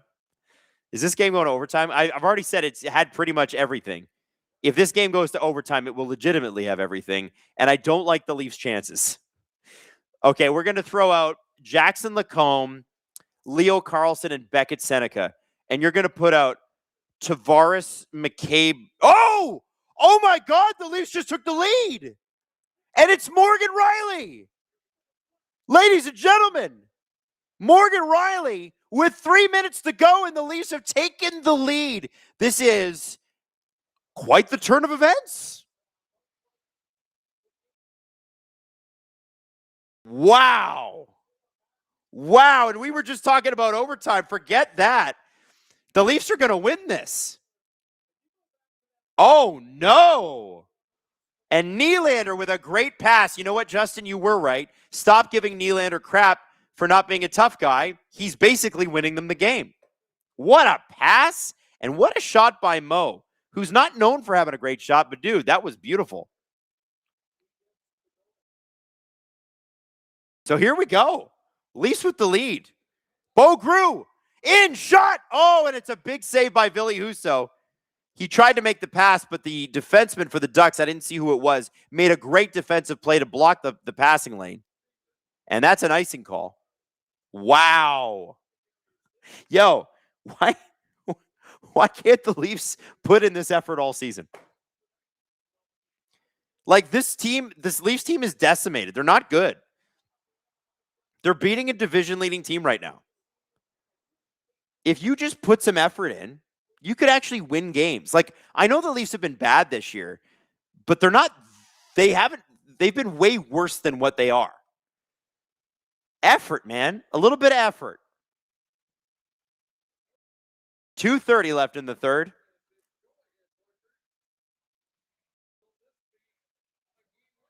Unreal. Can the Leafs actually do this? Bo Grew racing towards the net. He's got Jarl Carlson on him. Can't find the handle, but he's still got the puck. Out racing Carlson and Lacombe. And Nylander now with 2 minutes to go gets it on net. Nice in front. Oh, and he's just pushed off the puck. 2 minutes exactly to go in the third period. Nylander trying to create a turnover through the neutral zone. The Leafs are alive.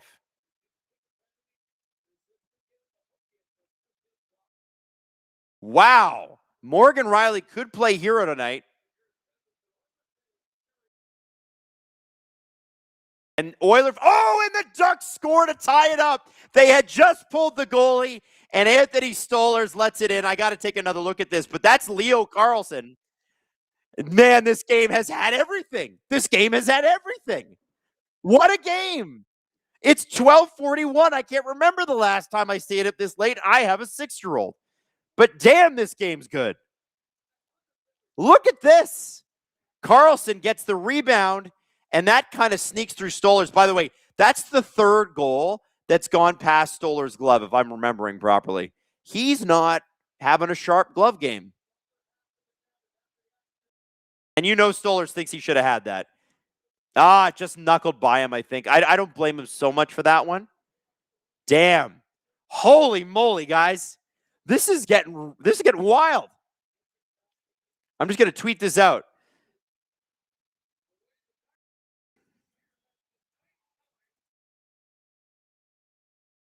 I think this is easily the most entertaining stream we've had all year. Easily. There were some chirps. There was some anger in the comment section. There was fights. There was penalties. And then in the third period, both teams were like, okay, let's play some hockey. And it's been really good. 1 minute to go. And as I told you before, when Morgan Rielly scored, if the Leafs go to overtime, I don't love their chances because you just throw out Carlson, Seneca, Lacombe, and Cowan almost gave up a big one there. Thank God he didn't. Nylander. He's got Carlson all over him. Nylander fires it back. Nobody at the point. 43 seconds to go. And the Ducks are going to try to push this to overtime no matter what, because every point matters when you got the Oilers breathing down your neck like a BMW on your back taillight. They're just... Ducks need these points. Need them. Josh says, I hate that you jinxed it after the Leafs would win after the fourth goal. Oh, come on. I can't jinx these grown men. They're not a great hockey team. By the way, the Ducks, they're just flashing it on the screen. 11 third period comeback wins this season. That leads the NHL. They have won a lot in overtime. Again, like I keep saying, I don't love this for us. RD40 and my beloved Sharks refuse to die. That's right. Celebrini with 100 and 101 tonight. Sloopins, the Bruins are going to get 2 picks from 10 to 20 in the draft, and both Ruck twins who will somehow become the Sedins and ruin our lives for a decade. Well, you know what? It is what it is. At least we beat the Ducks that one time. That's what we'll say. Newfoundland 1956 says, who blames Adam for the tie? All right, kids, we're going to overtime. And I don't like our chances, but we're going to do this. It's going to be 3-on-3. Carlson, Seneca, Lacombe versus Bogru, Jake McCabe. And potentially Dakota Joshua. Actually, I think they're going to start with Tavares, Nylander, and McCabe. And then as soon as Tavares wins the faceoff, I think they throw Easton Cowan out there because they don't like Tavares out there too much because he's kind of slow. Is this my fault? Can we put something up? Can we get I want to know, does the chat blame me for this, Justin? Is this Adam's fault? Is this Adam's fault? That's what we need to know. Yes or no?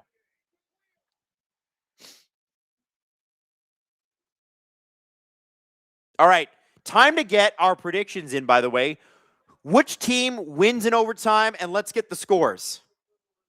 Which team wins in overtime? Let's get the scores. Hit it up right now. All right. Who do you got? It's 12:45 a.m. in Toronto, baby. Let's go. I got to be on the podcast in 10 hours? 11 hours. Okay, kids. Who do you got? Who's scoring? If it's the Ducks, who scores for them? If it's the Leafs, who scores for them? Pokemon Messiah says, I blame Steve, not Adam. You know what? Fair. Why? Doesn't matter. Doesn't matter.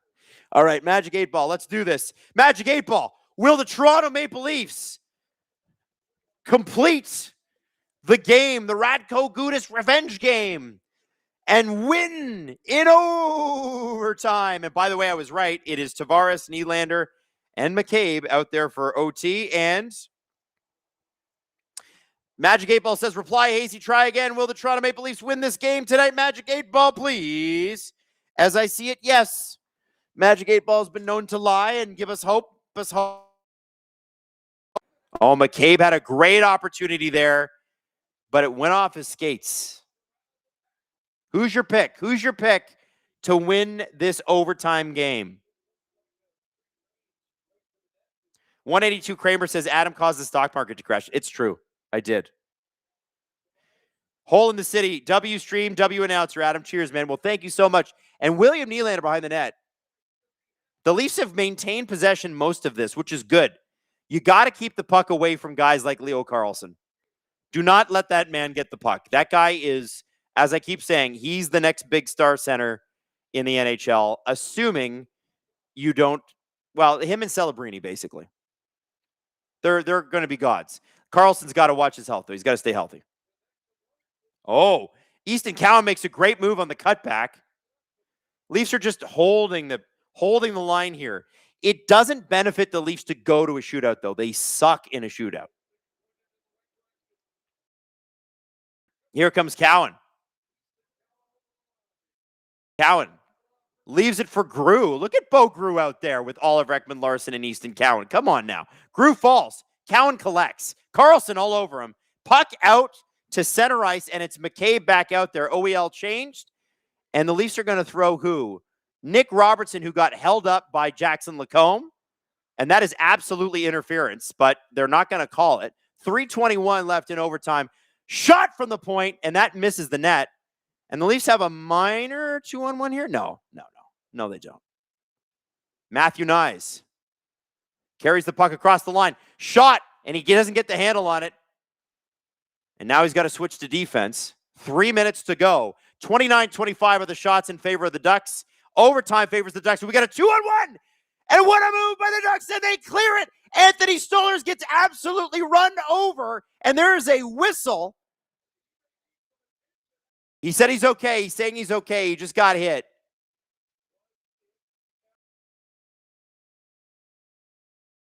Wow. Man, Anthony Stolarz saved the Leafs bacon on that one. Holy, watch this.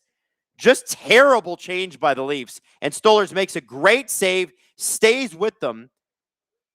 And it was a heck of a collision, helmet to helmet. Oh, that does not look good. His head should not bend that way. Whoa. Wow. Anthony Stolarz is okay, thankfully. Damn. That was crazy. And he's okay. Gentleman DC says, go Avs, go Nazem forever.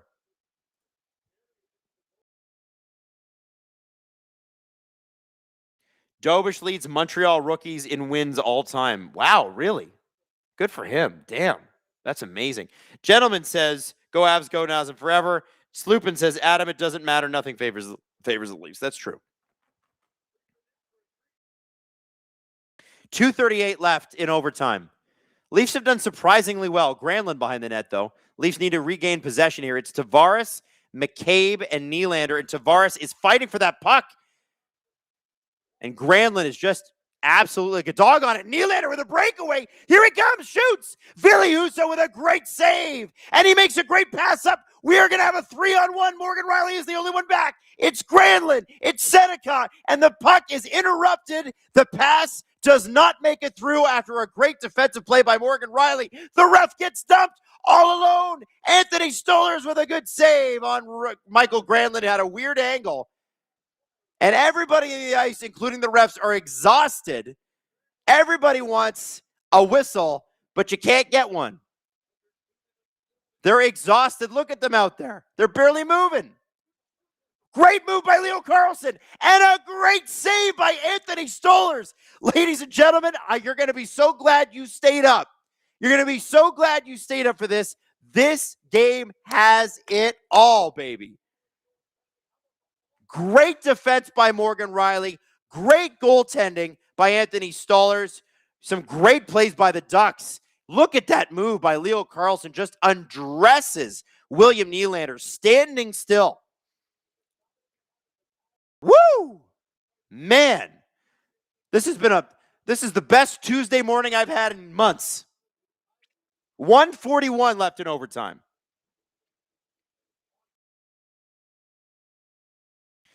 Newfoundland says it's 2:21 a.m. in Newfoundland. It sure is, because they're an hour and a half ahead of us. All right, here we go. Lacombe. He's got the moves. Shot! Oh, and that puck went wide. Leafs finally get possession. They were needing that. Less than 90 seconds to go in overtime here. Matthew Knies is going to break out. Ducks are doing the full court press. Bo Grew is going to use his speed through the neutral zone. He's got Oliver Ekman-Larsson with him. Finds Ekman-Larsson. Ekman-Larsson tried to find Grew. Was not able to. Gets the puck with his hand. Able to drop it at his own feet. And back come the Ducks. We're going to have another 3-on-1. And this time it's Knies back. Troy Terry with a shot. Big save by Stolarz. And out comes Matthew Knies. Bo Grew with him. Knies is going to change, and he finds William Nylander. It's going to be Nylander again, shot, and a big save by Husso, and he had a rebound in front of him, but he kicked it away. McCabe over and across to Tavares. That puck is on the tip of his stick. It just goes past him. 38 seconds to go in overtime. Now down to 30 seconds. Granlund carries it across. Leafs give him too much room, but Nylander's able to make a good poke check. 23 seconds to go in overtime. This has been a cardio workout for both teams. This has been an unbelievable game. It's a shame it's going to end in a shootout unless the Leafs, who will have the last possession of overtime, can make something happen in the next 8 seconds. Cowan over to Tavares. The Leafs win. The Leafs win. Morgan Riley to John Tavares from Easton Cowan. Game over. Revenge exacted. The Toronto Maple Leafs in a game they probably shouldn't have won. In a game you probably wouldn't have wanted to win. But listen, put the tank on hold. Put the tank on hold. Win the game. Win it for Austin. And that is exactly what they did. An emotional win for the Toronto Maple Leafs. After an emotional game, the Anaheim Ducks needed these 2 points after a loss to Edmonton on Saturday.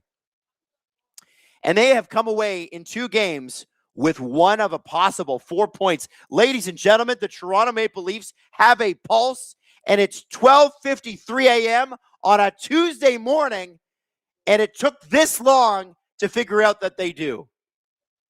An unbelievable pass by Easton Cowan to Morgan Riley. An unbelievable pass by Morgan Riley to John Tavares.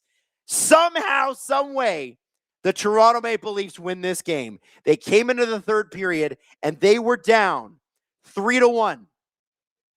But they made it happen. They made it happen. They made it happen. The OG said the real victory is that there's no shootout. Holy moly. What a night. What a night. Listen, as a Leaf fan, that might be it for our relevance this year. Jesse did point out early on the stream that game 82 is against the Ottawa Senators, and if the Ottawa Senators need that game, the Leafs have an opportunity to play spoiler. That's cool. But the Toronto Maple Leafs on March 12th allowed their captain to go down after a bad hit and basically didn't respond. This game on March 31st was the response. 2 fights by Domi, booted out of the game. Pizzetta, booted out of the game. Gudas, got to give him credit, injured, still played, took his lumps, and then went off. Give him credit there. Give him credit. You have to. And the Toronto Maple Leafs allowed a couple of bad goals in the first period. Got one back in the second. And then allowed one in the second. It's 3-1. Craig Berube, and I'm guessing here, but I think this is what happened. After all the fights and the hacking and the swearing and the this and the that of the first 2 periods, Craig Berube says to the guys, okay. Great response. Physicality was there. Fighting was there. You want to exact real revenge? Go out and play hockey in the third period. We're short 2 guys. Everybody's going to get more ice time. Go out and tie this game up.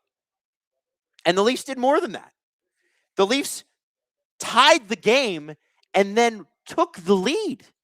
The Leafs were up 4-3. 4-3. And then, of course, the guy who I just have a total man crush on, I'm not going to lie. Leo Carlson comes back from an injury. He had to leave the game. He came back in. And, of course, he's the guy that ties it up. That's with 3 minutes to go. And then you've got overtime. And as I told you, the Toronto Maple Leafs do not stack up well against the Ducks in overtime. You can throw guys like Seneca and Lacombe and anybody else out there that you got, Carlson, Granlund, and the Leafs are like, we can counter with William Nylander and John Tavares, who's 34, and Jake McCabe, and, Matthew Nyes, and he's count, whatever. They got it done. And it was Easton Cowan, the one guy who responded on the March 12th game, went after Jackson Lacombe. It was Easton Cowan who sends it to Morgan Riley, who had a great game. Bad game defensively, but he scored the go-ahead goal before the tie-up, and he sets up the game-winning goal on a beautiful pass to John Tavares at the side of the net with Ville Husso in. Guys, that was a phenomenal hockey game from an entertainment perspective. If you're a LA Kings fan or a Montreal Canadiens, if you hate the Leafs and somehow hate the Ducks as well, I don't know many people that hate both. I think some people hate one or the other. You could watch this game and be entertained the whole night. Absolutely awesome. And if you're asking yourself, hey, where was this effort from the Toronto Maple Leafs the other 74 games this year? That's a damn good question. That's going to be one that I think is worth asking until the end of the season. I want to say this. On the day Brad Treliving gets fired, we are opening a new chapter for the Toronto Maple Leafs. It starts now. Start planning for the draft. Start planning for free agency. Start making changes. But the one thing we need from this group is to leave the wimpiness in the past. I said the Leafs were fake tough guys in this game. The reason I say that is because they've been tough for exactly one game. You have to carry this through. Toughness is a brand, and it's a commitment every single game. And it works. Look what they did. The Leafs were completely outmatched skill-wise tonight, and they pulled it off, right? So, I'm going to let my crew get to sleep. Maddie's had a long day. Justin's had a long day. And you probably had a long day too. And I want to say how appreciative I am that you would tune in to a Toronto Maple Leafs game on a Monday night at 10 a.m. 10 a.m. That'd be easier. 10 p.m. Really appreciate you being here. Whether you hate me because I was anti-Ducks or you love me because, hey, well, I guess we're all these Leaf fans and we're in this together. I really appreciate you being here. This was a blast. And do not forget, I'm doing all the Western Conference games in the playoffs with Edmonton to start, and we're going to follow it all the way through. So I will be here late night all the way through the playoffs with you. Love you all. And I will see you, I think, later this week. Okay? So have a good one. Take care of yourselves. Go get some sleep.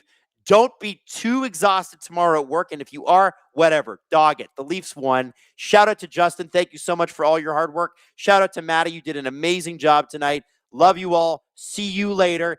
SDP tomorrow.